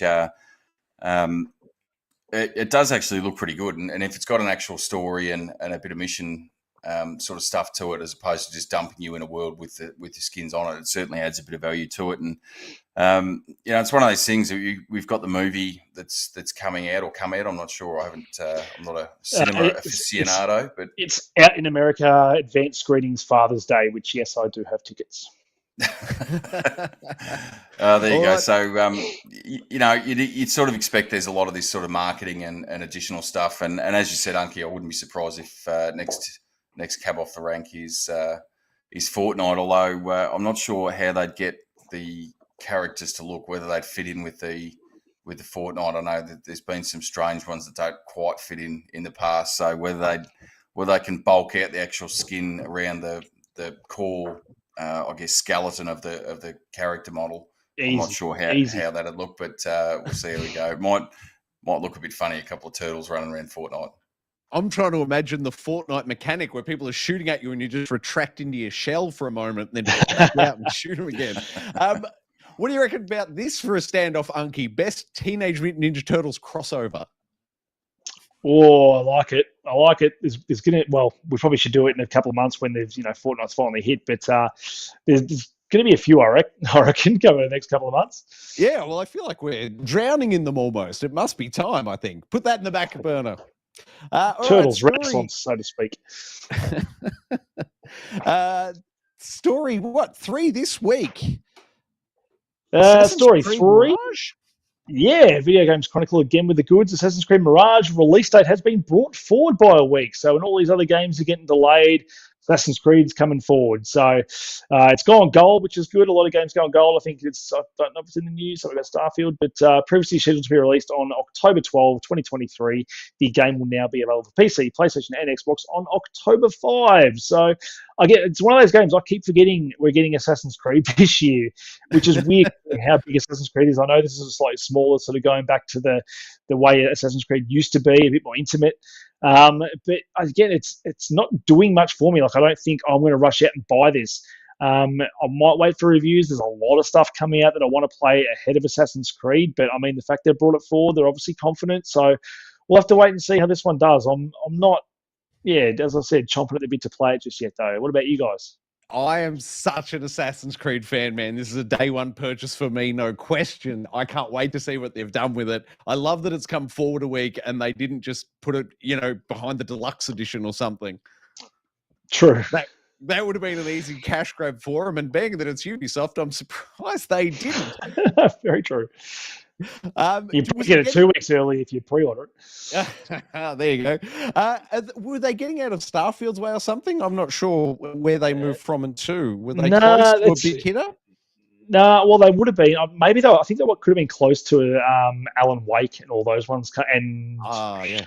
Well, yeah, because I know Alan Wake's sort of that mid to late October, so it might be getting out of the way of that.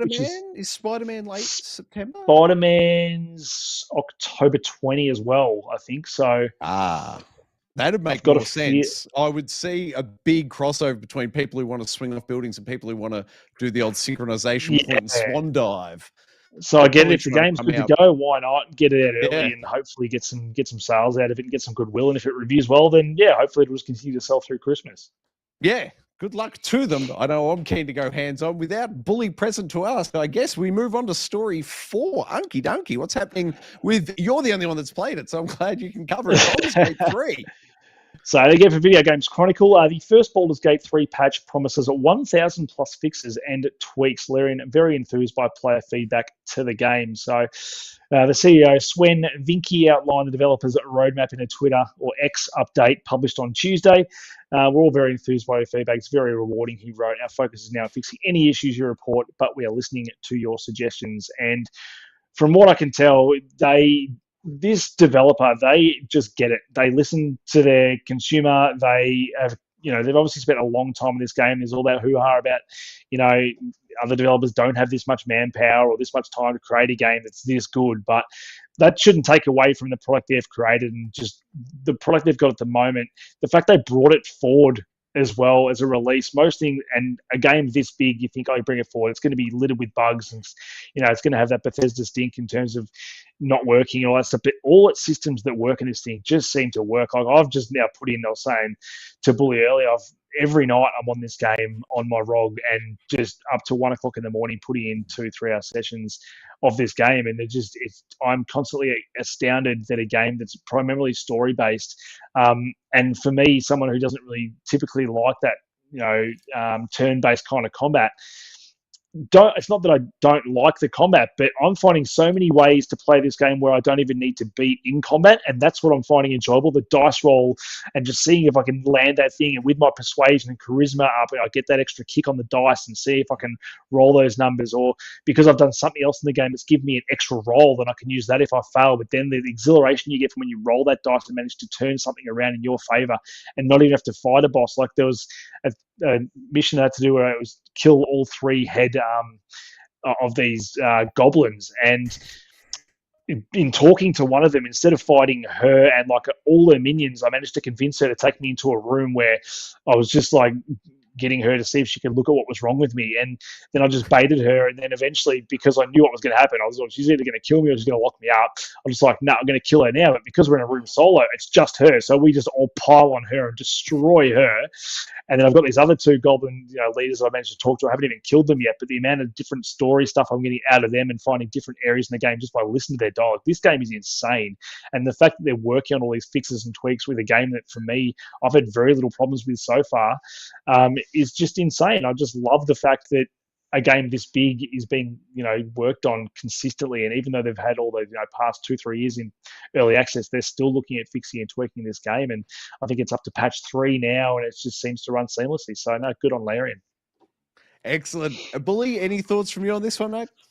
Oh, no, look, I can't wait. I'm a bit jealous to the point where I mentioned earlier in the show about not getting onto the PC. It's almost tempted me to get back into it because obviously we've still got a couple of weeks until the PlayStation release, and it's just hearing everybody talk about it and the praise that obviously Unky's been giving it. And I've heard similar stories across from other people as well as just the different ways you can play the game and some unexpected different things and various ways you can tackle each either encounter or each area that you go to and different things you can work through and how you play it. I can't wait to. I think the not playing it on the PC and holding out for a couple of weeks, I've actually gone back into the catalogue and the backlog of some similar sort of games. So you've got Divinity, Original Sin 1 and 2, which were by the same developers, and it's almost got me back into playing them. Although I'm not sure I want to sink the time into that now, knowing that you'll get access to Baldur's Gate in a couple of weeks. So I really can't wait for it. It's just terrible timing that it's coming out the same day as Starfield. All right, moving on to the next story. And Unky Dunky, they must have been listening to us last week with your complaint, mate. They have. So, in sticking with Baldur's Gate 3, Larian working on mid-game Baldur's Gate 3 character customization. So, the one complaint I had, so I did actually, I'm not sure if I mentioned, I restarted the game and created a much better looking Nathan Drake variant for my game. And lucky I did, though, because there is the amount of stuff I missed in that opening part of the game when I went back and played it a second. I missed a whole other character that you can unlock. And she's one of the main pivotal characters in the game, so I'm not sure what would happen if I just kept playing as my other character, but I completely missed her the first time around. The stuff I had to do to get her as a character was awesome, and I completely missed it, so good to be able to do that.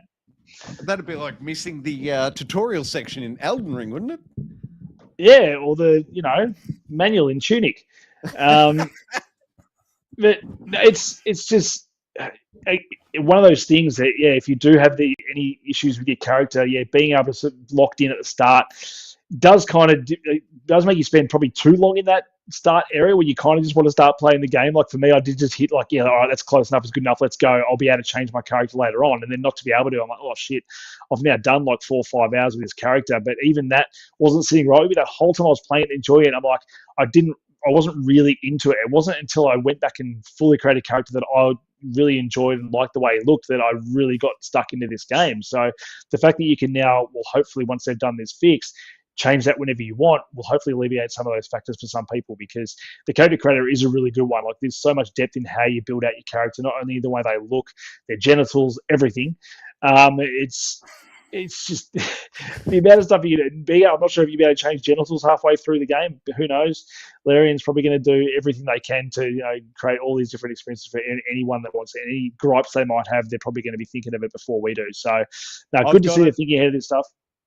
I've got it, Unky. They're just putting this in so that when they add the Ninja Turtles skins, you'll be able to apply them to your mid-completed game. Nah, true. Well, to be honest, I probably could create I think you could probably just have a green skin character and get them some kind of bandana. Like, there's probably ways to do it. I think the weirdest game I ever made a Ninja Turtle looking character was actually Anthem. That's the best I ever did. Wow. I wanted to bust out my Anthem game the other day just to check out my Ninja Turtle there. But maybe I will. I think it's on Game Pass. I think it's free, so I might have to jump back in there and give you a look at it. It's only $1 at JB Hi-Fi, mate, if you want to go that about. It's just whether I can be bothered putting the install on my console. I don't think the money's the thing. It really deserves to be on there. It probably doesn't. What about Starfield? What's happening in the land of Starfield for story? What are we, 6 this evening? Speaking of games going gold, again, Video Games Chronicles, Starfield has finally gone gold, and pre-loads start tomorrow on Xbox. So it's going to be released in September following a couple of delays. So good to see it's finally going gold for everyone. My only gripe is that if it's gone gold, why don't we just release it on digital now? Let's take away some of that praise that Baldur's Gate's getting, and let's get ahead of the curve before PlayStation gets their RPG of the year. Let's just get stuff out early. Why not? And everyone's got pre-ordered hard copy. You can wait, but let's be honest, most people are going to play this on Game Pass. Indeed, they will. Just slap the what is it, early access, whatever it's called. Put that mode on it. Release it tomorrow. Call it early access. Do the official release when the marketing says it will. I think you can pay money to get early access to this. I think Bully's dropped the $50 to get 5 days early access, I believe, is a Bully. Yeah, 1st of September. So I think that the game normally comes, or the true release date is the 5th, and you can get basically, I think it's about 50 Australian, gets you access on the 1st of September. So 5 days early. Plus, it gives you some story DLC and some other stuff with it as well. So I think that'd be the only hold up from what you're saying is 100% if you went and dropped it when the preload start and just make it live as of tomorrow. I guess the only issue is that I'd imagine that there's quite a few people that, irrespective of being able to utilise that 5 day early thing and paying for that,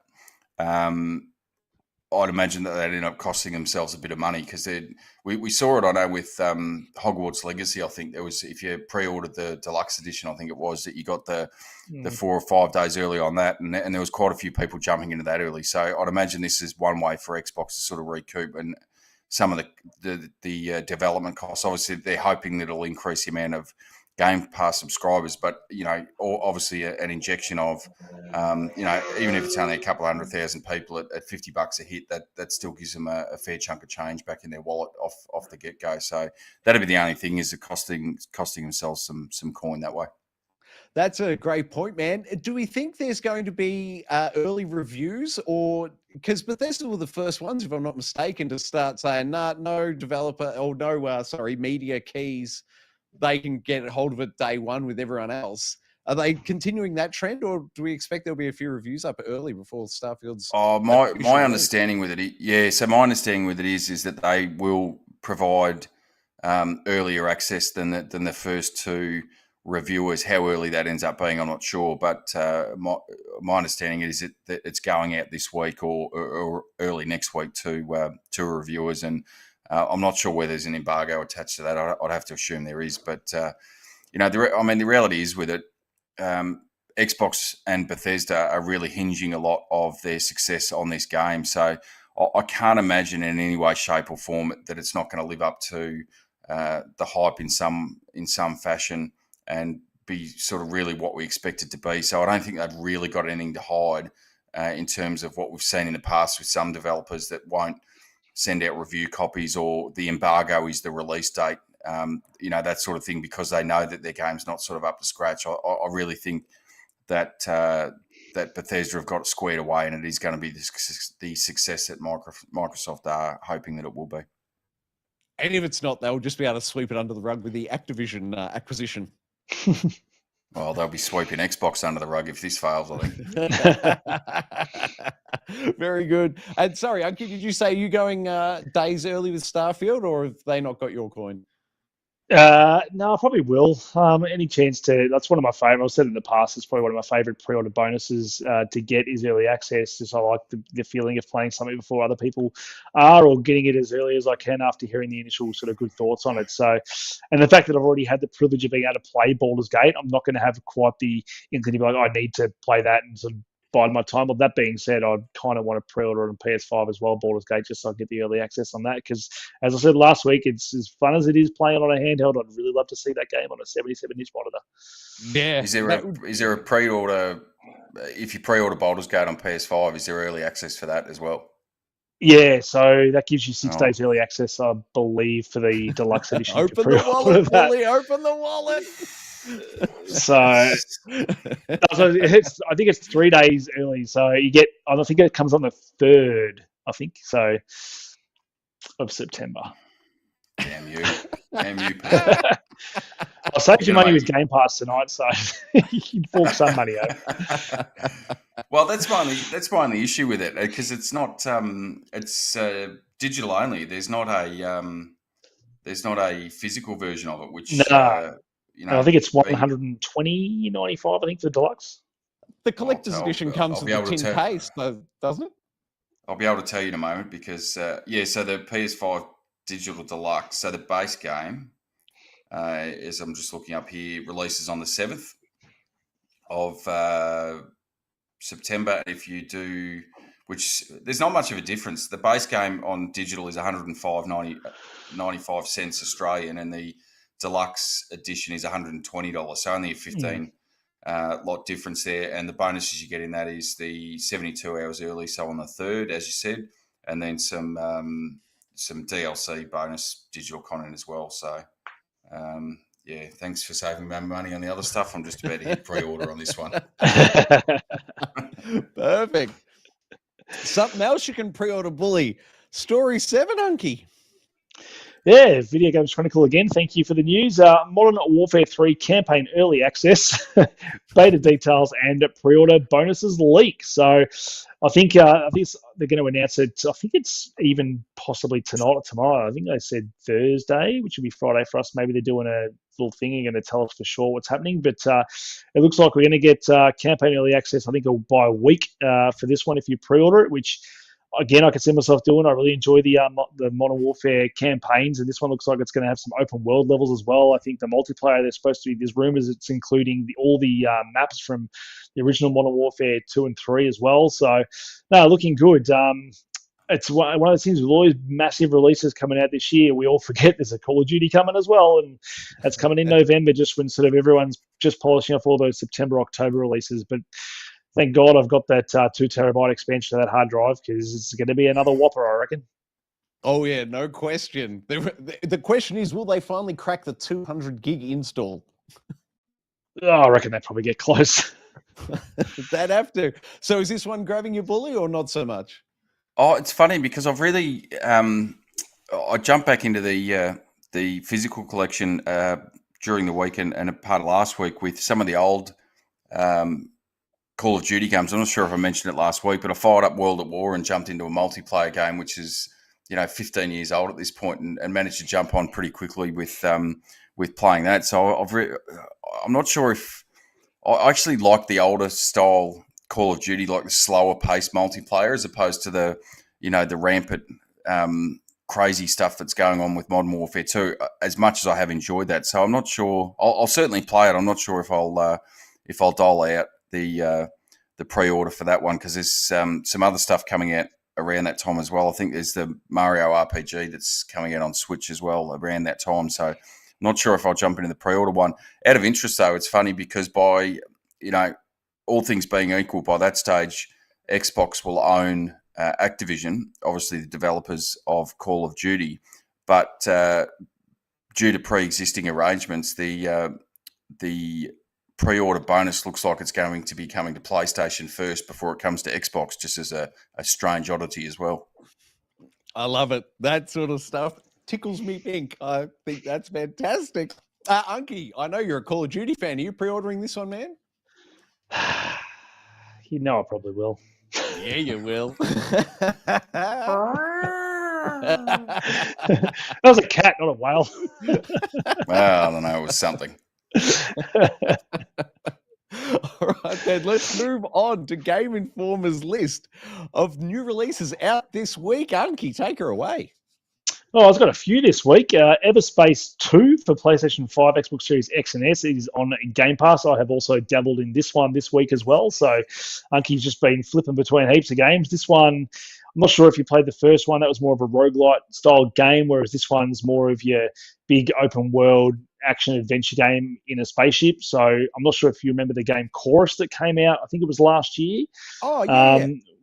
Yeah, so similar to that, and similar to like your Star Wars Starfighter games and stuff like that. But a little bit of fun with this one. It's very pretty. The only issues I had with it was some real bad hiccuping where the game would just stop and then start again, which I found really weird. And I'm sure they'll fix that, but that was my main gripe with it. Series X? Yeah. So it seemed like game code stuff. I'm not sure what was going on with it, but it seemed initially with cutscenes being gameplay, it would just literally just stop. Not stutter. The game's running flawlessly at 60 frames per second, then just stop and then keep going. So not sure that's all about, but that was a cool game, and the combat was fun, and the story seemed cool so far. Then we've got Hammerwatch 2 on PC, moving out to PlayStation 5, Series XS, PS4, Xbox One, Switch, and PC. I managed to dabble in that one today as well. Bit of couch co-op with the missus. Fun game. I'm sure you guys have played the original moving out. This one's more of that. It's got some wacky humor, just trying to fling couches through wings, jumping through windows to try and get access to the house. And we got to a level we had to move in as well. So I'm not sure if the first game had that, but you got to unload the truck, and that's the first time I've ever failed in that game. Moving stuff's out easy, moving stuff in not so easy. Wayfinder, PS5, PS4, PC, August 15. I believe that's actually been delayed to the 18th now on PC and potentially indefinitely on PlayStation 5. So that date's wrong. I just had a look on the I just had a look on the PlayStation Store. It's got a 5-hour countdown, so I'd imagine that's coming out, there you go. Fairly shortly. Yep, so cool. So we've got the 18th still for that. So that was actually sort of piqued my interest. I think it's the guys that did Warframe. So it's their new MMO game. It's got a sort of more Fortnite-y look, because of course it does. And yeah, sort of big MMO RPG style game. I think it's free to play. I could be wrong. Bully might be able to tell me if there's a price attached to it. It's not coming up with a price, so I assume it is free to play, yeah. Yeah, so I might give it a crack, just, see what it's all about. Then we've got Red Dead. We talked about this last week in the news. Red Dead Redemption on PS4 and Switch is August 17. That comes with Red Dead Redemption Undead Nightmare as well, PS4 and Switch. We have Shadow Gambit, The Cursed Crew, PlayStation 5, Xbox Series X and S, getting some okay reviews from what I've seen as well. Another sort of top-down adventure style game. Vampire Survivors finally hit Switch. I think it's got co-op now as well. So you can play 2-player Vampire Survivors, which should be quite fun. We have Bomb Rush Cyberpunk on Switch and PC August 18. So any of you guys that love your Jet Set Radio Future, it's really harkening back to that. I might have to pick this one up on the old ROG Ally and give that a bash at midnight tonight. I reckon it's another game Unky's going to have to delve into. Just don't tell the missus how much he spent on games in the last week. They're all indies. They all cost $30, but they all add up. Then we've got Madden NFL 24, PS5, Series X and S, PS4, Xbox One, PC on August 18. And another one coming to Game Pass on August 18 is The Texas Chainsaw Massacre. PS5 as well, PS4 and Xbox One and PC. So it's your asymmetric multiplayer style game, 4v3, I think, in this one. So again, probably good that it's coming to Game Pass. One of those harder multiplayer games to get into because you do probably need to have a core group of people to get into it. But I suppose you can matchmake and stuff as well. But the developers are going to say they're going to support this game much longer than I think their last game, which I believe was maybe Friday the 13th. Yeah, Friday the 13th sounds right. Yep. Yeah, so another one of those sort of games, but it's Game Pass. I might jump in there and just dabble in it just so I can see for myself what hands-on feels like. But that's it for the week in Game Informer's new releases. I'm going to chuck one more out there because it came out today, and I did buy this game and have been playing it as well. Sorry, Kat. It's only on PC, but it caught my eye just mainly for the art style, the cartoony sort of art style. It's called On Guard. It's a game where you're playing as this female pirate, and the combat is very reminiscent of the Arkham games, where you're attacking with the X button, you're parrying with the Y button when you see little prompts come up, but you've also got to dodge and get out of the way. But you've got environmental stuff as well, and barrels to kick over to sort of knock people over, and the physics work really well in the game. It's really cool self-contained missions. But check out On Guard. It's a cheap game, but it's so much fun, quirky writing, really cool art style, and just as I said, the combat's really fun. Like, it harkens back to that Arkham combat, but you've got a little sword and On Guard. That's my little tip for games of the week. I love it. I hope you put that one in the games interrogation next week, man. I'd love to see some footage of that one. I think I will. It almost went in there tonight, but I think I've played too much this week of everything. So very good. Well, that can only mean one thing, guys. We're off to the standoff. Who will fight? Who will fight this week, Unky Dunky? What does it take?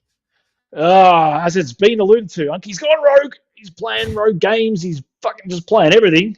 So we're going to ask, what's our favorite, or what is the best roguelite or like game on this list? And entrant number one, I'm not sure if you guys have played it. I alluded to it before. It is Risk of Rain 2. No, I've never gone hands-on with this, mate. Tell me things. So this is the first game that I booted up when I wanted to get that Returnal feeling again, and it definitely evokes that.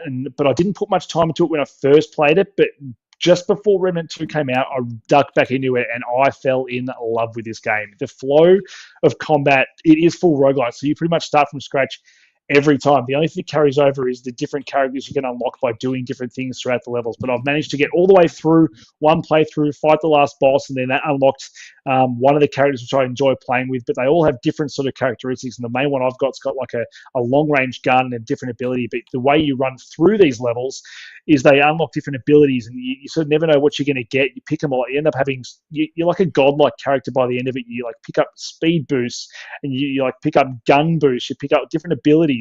It is just crazy the amount of things you pick up in this game and how much fun you can have and how long a run can last, or how short a run can last if you don't pick up the right stuff. But I found myself getting so addicted to this game and sort of getting into the weeds of it and what I had to do to unlock all the different characters, to try out different classes. I think I've got 4 of the classes unlocked now, and I think there might be 10 classes you can unlock, but I've definitely found my favorite. And the amount of stuff going on, it's got that bullet hell like Returnal. It's got a cool sort of arty style to it, sort of color wash, pastel sort of look, but really vibrant looking levels and fast-paced combat.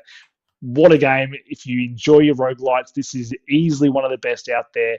It's got really good reviews. It's always reviewed well across the board. Doesn't matter what platform it's on.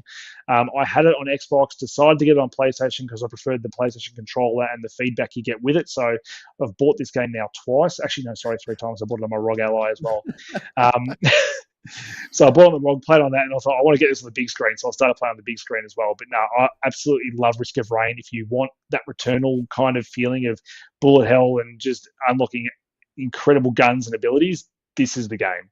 I assume by the name that rain is a gameplay mechanic that comes into it. Do you have to take shelter, or what's the go there? Or would it be a story spoiler if you told me? No, there's no real story stuff to it. Well, there is, but it's those roguelite stories where like I don't really delve too much into it. I mean, all for that gameplay experience. And I'm not sure where the rain comes into it, to be honest.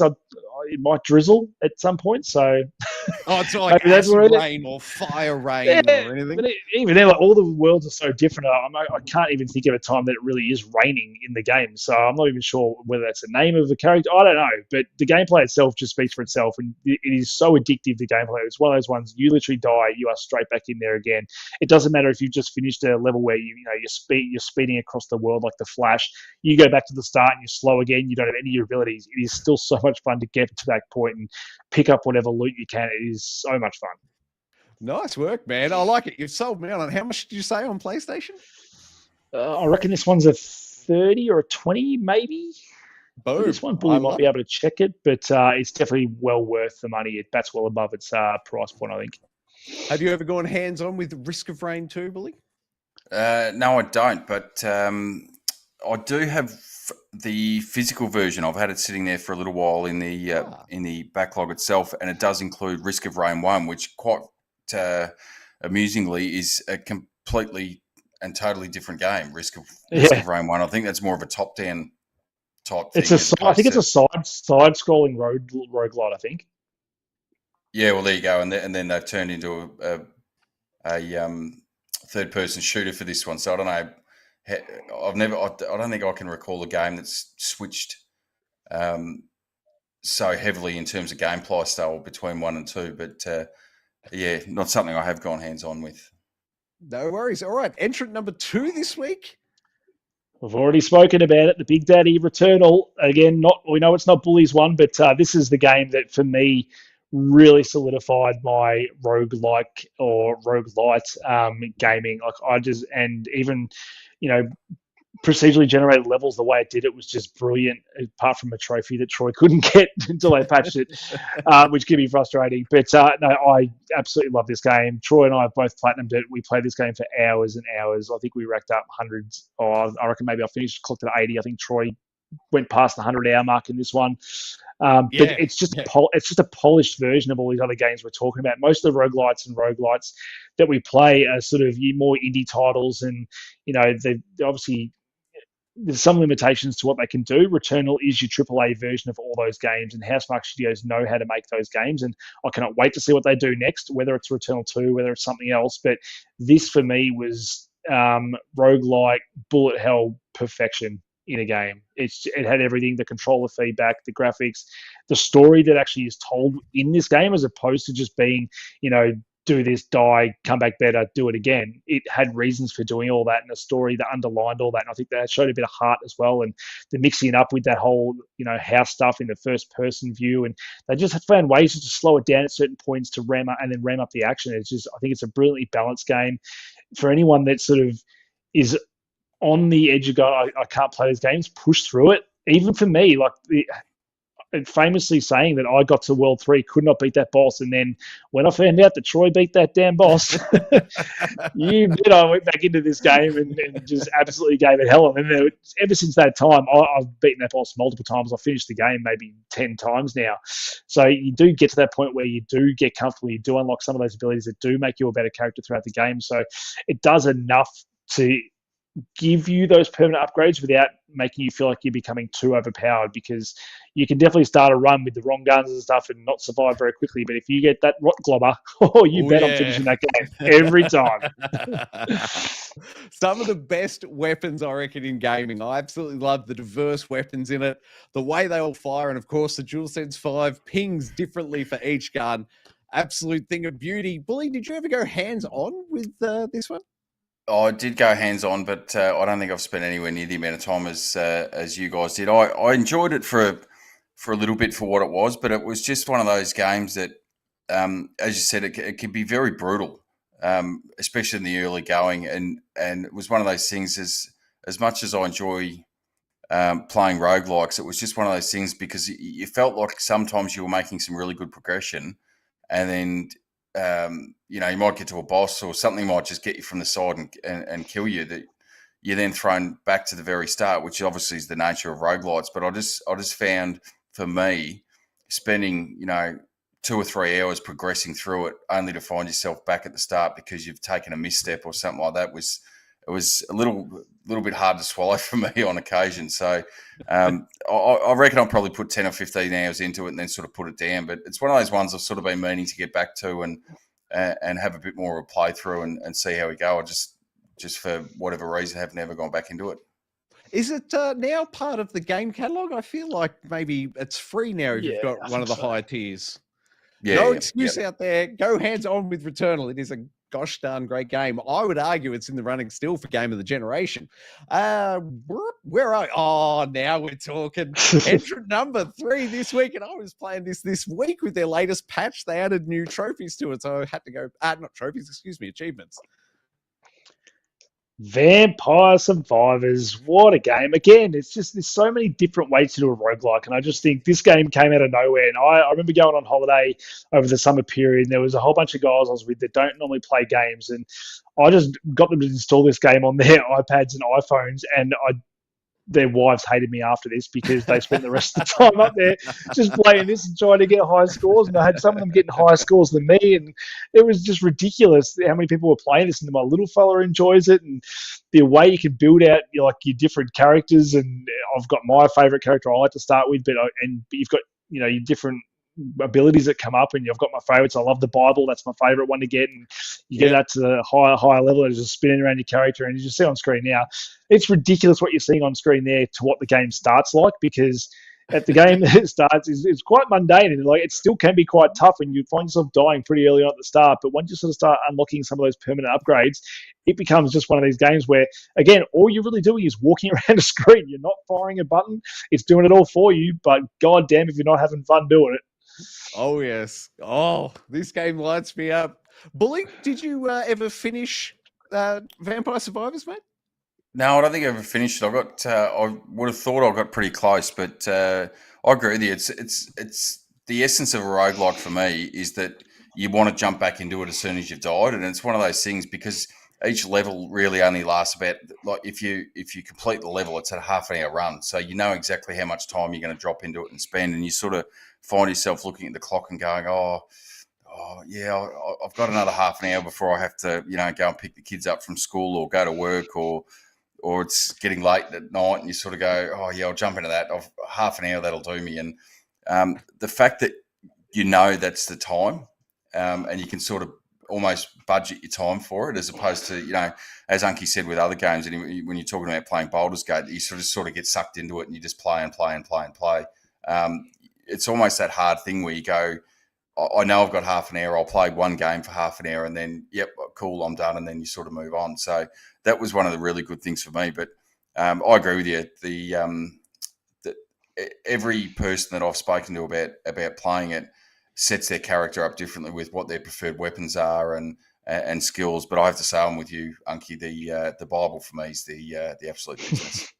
Have I got some news for you on this, Bully? They've added, I can't remember how you unlock it, but you eventually unlock hyper mode, and that runs it at 2 times the speed. So you only got 15-minute games, mate. 15 minutes.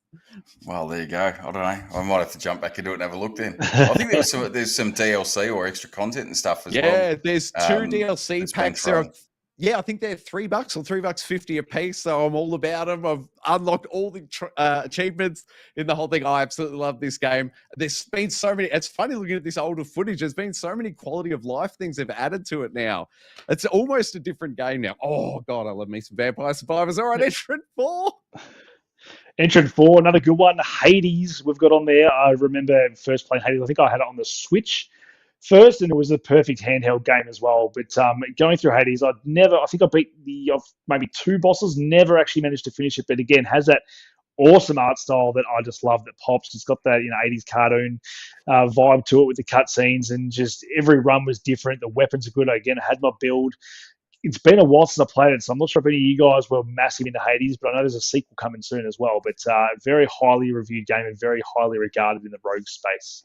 Yeah, I love my time with Hades, man. And I picked it up for free digitally through the, what do they call that? The Stars, the PlayStation Stars program, whatever. I got enough credits in there to get the digital copy of this with those. So I've put some serious time into it. And the only thing I think you failed to mention, mate, was the comedy in this game is also top tier. What about you, Billy? Have you gone hands-on?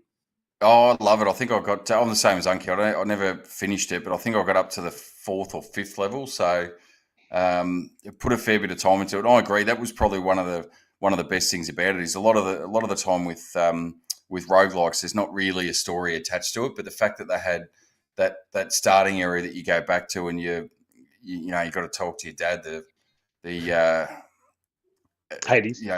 Hades, but sitting behind his bench, or his desk that he sort of sits at there, and he basically taunts you every time you're back there. You say, well, okay, you can go and try, but you're always going to end up back here. And they sort of have that running gag through the whole thing. And then some of the different characters that they throw in there, it's for me, that sort of adds that next level of a roguelike, rather than just throwing you into a repeatable area that you just sort of basically get back to the start and then go off again. The fact that they've added that in there, for me, adds it and puts it up to, in my opinion, probably a much higher tier. Fair call. I wonder, one of us must commit to finishing the game before Hades 2 comes out in case their stories are matched. We'll need to know about that, I think. But Entrant 5 now, I haven't put any time into this one. So over to you, Unky, for all the input. Oh, I remember putting some time into this one. Again, cute little art style, but don't let the cute little art style fool you. Cult of the Lamb is brutal in what you're doing, but it's not only got the roguelite stuff where you're going into the dungeon and having your fights. You're building up this little group of cult followers for you, of the lamb, the cult of the lamb. So, but just brutal stuff you can do. So you can sacrifice people, you can murder them. It's very, very different in terms of what you're doing, but creating this community and the stuff you can do, and the roguelike elements that feed into that sim style gameplay as well. I think they blend the two really, really well, and it's the whole thing shouldn't work. It's like cute little characters, but it's also evil. It's got the roguelike stuff plus the sim stuff, and I remember I thought I'd left it on pause, but then came back to my gameplay and realized all my villagers were dead. And I'm like, I had to spend all this time grinding through the combat stuff to unlock new lambs or new characters to bring them back to my cult and follow me. So I had a real tough grind at the start there, losing my first 5 cult followers. But again, another game I'm really drawn to, games with unique art styles. This is another one of those, and I just think it's, again, really creative gameplay experience. The bosses are hard. The unique upgrades you get for your character and the combat stuff is really well done as well. It's again, like any good roguelite's got that. I want to keep going. I want to do more. I want to build up my base. I want to go back into that dungeon. I want to do more combat, and it's all fun to do. And the fact that all those systems work so well cohesively together, they don't feel separate from each other. They all feed into each other nicely. I think that's what makes this game so good. And you, Billy, did you play this one? Yeah, I put a bit of time into this one as well, and it's funny because you've got that, as Unky said, you've got that roguelike element of the dungeons, but I almost enjoyed the sim part of it more than the actual roguelike part, because you have your little area in the woods where you're building up your cult, and you have all your people in there, and you've got your church that you can get them to come in and pray to you, and you have your followers that if one of them starts questioning your authority or anything like that, you can build a little jail and put them in and basically torture them until they break and come back into the fold and all that sort of stuff. And there's even just some you talk about the humor in a game, just some weird stuff like you've got to go around and collect their poop off the ground, because if you have too much of it in the base building type area, then it starts to affect the mood of your followers as well. So you have to look after them as much as they're your followers. You have to clean up after them. You have to cook food for them. You have to give housing to them and all this sort of stuff. So you end up spending more time in that sort of sim element. And then, in effect, what you're doing by doing that roguelike part with the dungeons is getting resources and stuff to make your cult bigger and better and advance your cult. And the fact that, as you said, Unky, they've seamlessly put those two elements of a game together, which really shouldn't exist together, is amazing. And the art style, as you said, is absolutely top notch. Sorry to get a bit more technical or specific here, but what's the time different? Like, how much time are you spending building the sort of home base, and how much time you're doing the runs and such? Depends. You can play it however you like. So if you really want to invest in building up your cult, you can spend a lot more time in there, doing various things and activities and all that sort of stuff. Or you can just bash through the the dungeons itself and sort of start unlocking stuff. But if you do it that way, you still have to spend a bit of time getting your cult level up as well to unlock further into the dungeon side of things as well. So you sort of have to play both, but you can focus on one or the other more if you like, or you can sort of do it 50-50. Yeah, very good. Entrant number, where are we up to? 6, Sunky. Entrant number 6. I'm going to say it, then I'm going to leave it all up to you, Troy. Is Dead Cells. Oh, geez, do I love me some Dead Cells? Oh, I think you do. I don't even have an hour count on Dead Cells because I've split progress over Xbox and PlayStation, but hundreds of hours. Once again, the old man hands working beautifully on the arcade stick for Dead Cells, and I've just pumped hours now. Nothing is more satisfying than getting a good run in Dead Cells. It all depends, obviously, on the weapons you pick up. But if you get the right weapon combo, and then if I manage not to jump off too many platforms to my death, it is an absolute thing of beauty. And shout out to, as you can see on screen here, it's the trailer for the Castlevania DLC, and that is fantastic as well. Bully, you love the old Dead Cells as well, mate. Mute, sir. I didn't think I'd put myself on mute, but there you go.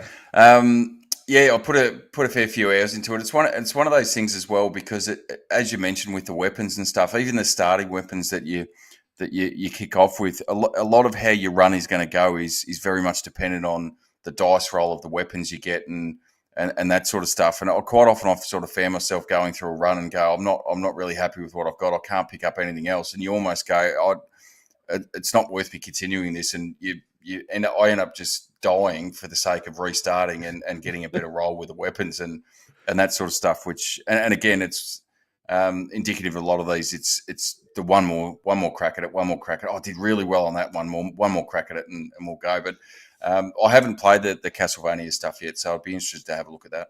Oh, high praise for the Castlevania one, man. I absolutely love it. Entrant number 7, Hunky?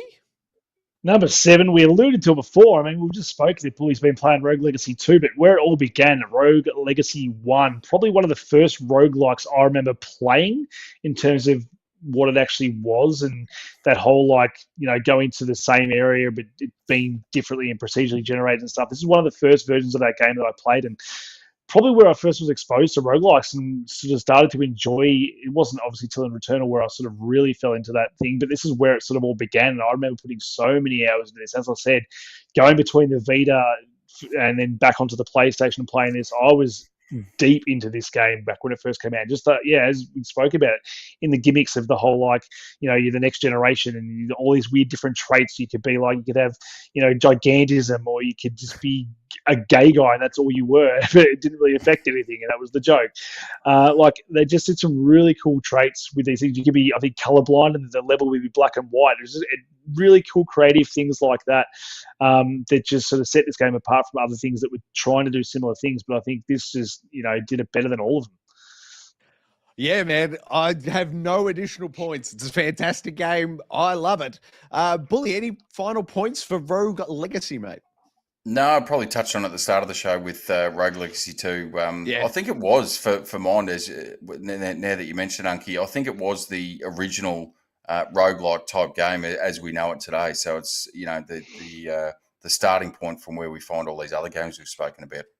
Is that why they call it, is that why it's called roguelike? Because Rogue Legacy, or is Rogue Legacy a riff on the Rogue type game, or is that where the name Rogue comes from? No, it comes from 1980s. No, it was 1980s Rogue on PC. Oh, there you go. And they've all been roguelikes since then. But yeah, it was a PC, but I've never played it. Just a factoid bouncing around my head. Old PC game. But, there you gentlemen, we have to pick a winner. Where are your chips lying this evening, Bully? Which one are you backing? Well, I think it's a moot point talking to you two, because I know where I know where both of your votes are going, but I'll go with Cult of the Lamb. I just thought it had fantastic, addictive gameplay, and the art style I thought was fantastic. The gameplay was fantastic, and the fact that it added an extra element into it other than just the roguelike, that you're starting those dungeons again. It gave you the cult, and some of the humor in that game, it is absolutely. There's not often I sit playing a game where you sit there by yourself in a room with no one else around that you're chuckling to yourself, and I quite often found myself doing that with some of the elements of the cult, as it were, in there. So I'll throw my weight there, but as I said, it's a moot point, I think.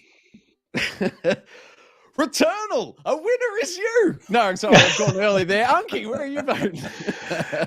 Before I give my answer, I just want to point out that it's like you look at all these games and just I have to point out how striking and how different and amazing all the different art styles are. I think with this genre, it's just really cool to see so many different ways these games look and how unique they all are. Not only just gameplay, but because you've got that roguelike element, but the way they also do things differently different with that element. And I just think they should all be commended for A, striking art styles, but B, just riffing on different ways to do that rogue-like element. But Returnal's my winner. Woohoo! Returnal, a winner is you. Thank you, Selena, Kyle, and the Tower of Syphilis. Beautiful stuff, fellas. Woo, Housemark winning again. They won Game of the Year, if I'm not mistaken, a while back. They did. That will do us for the standoff this evening, which brings us over to you, Bully. What's been happening in that there YouTube chat, my friend? Look, I think we've got the chat running properly this week because I think last week it crashed halfway through, but we had Eric Tate in there. Hey, Eric. Thanks for joining us again, Eric.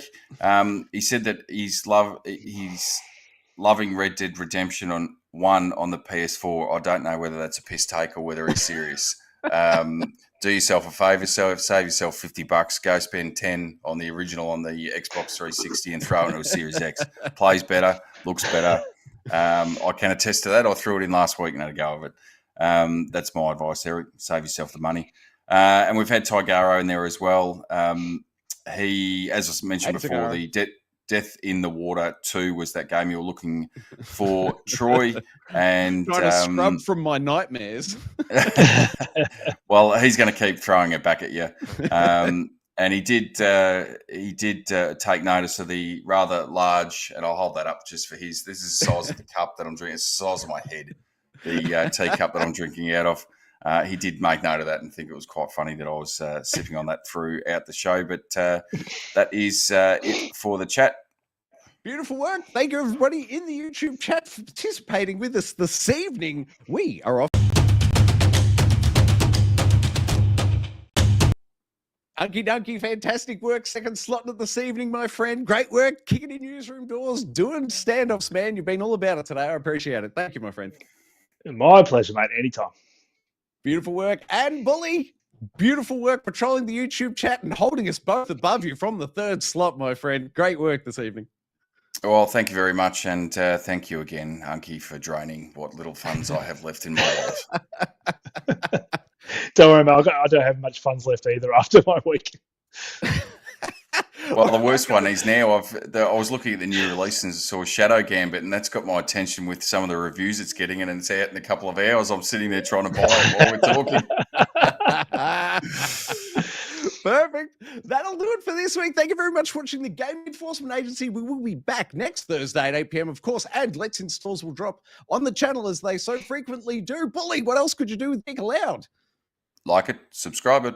I'll never miss it. Oh, that was luck. Hey, that's something.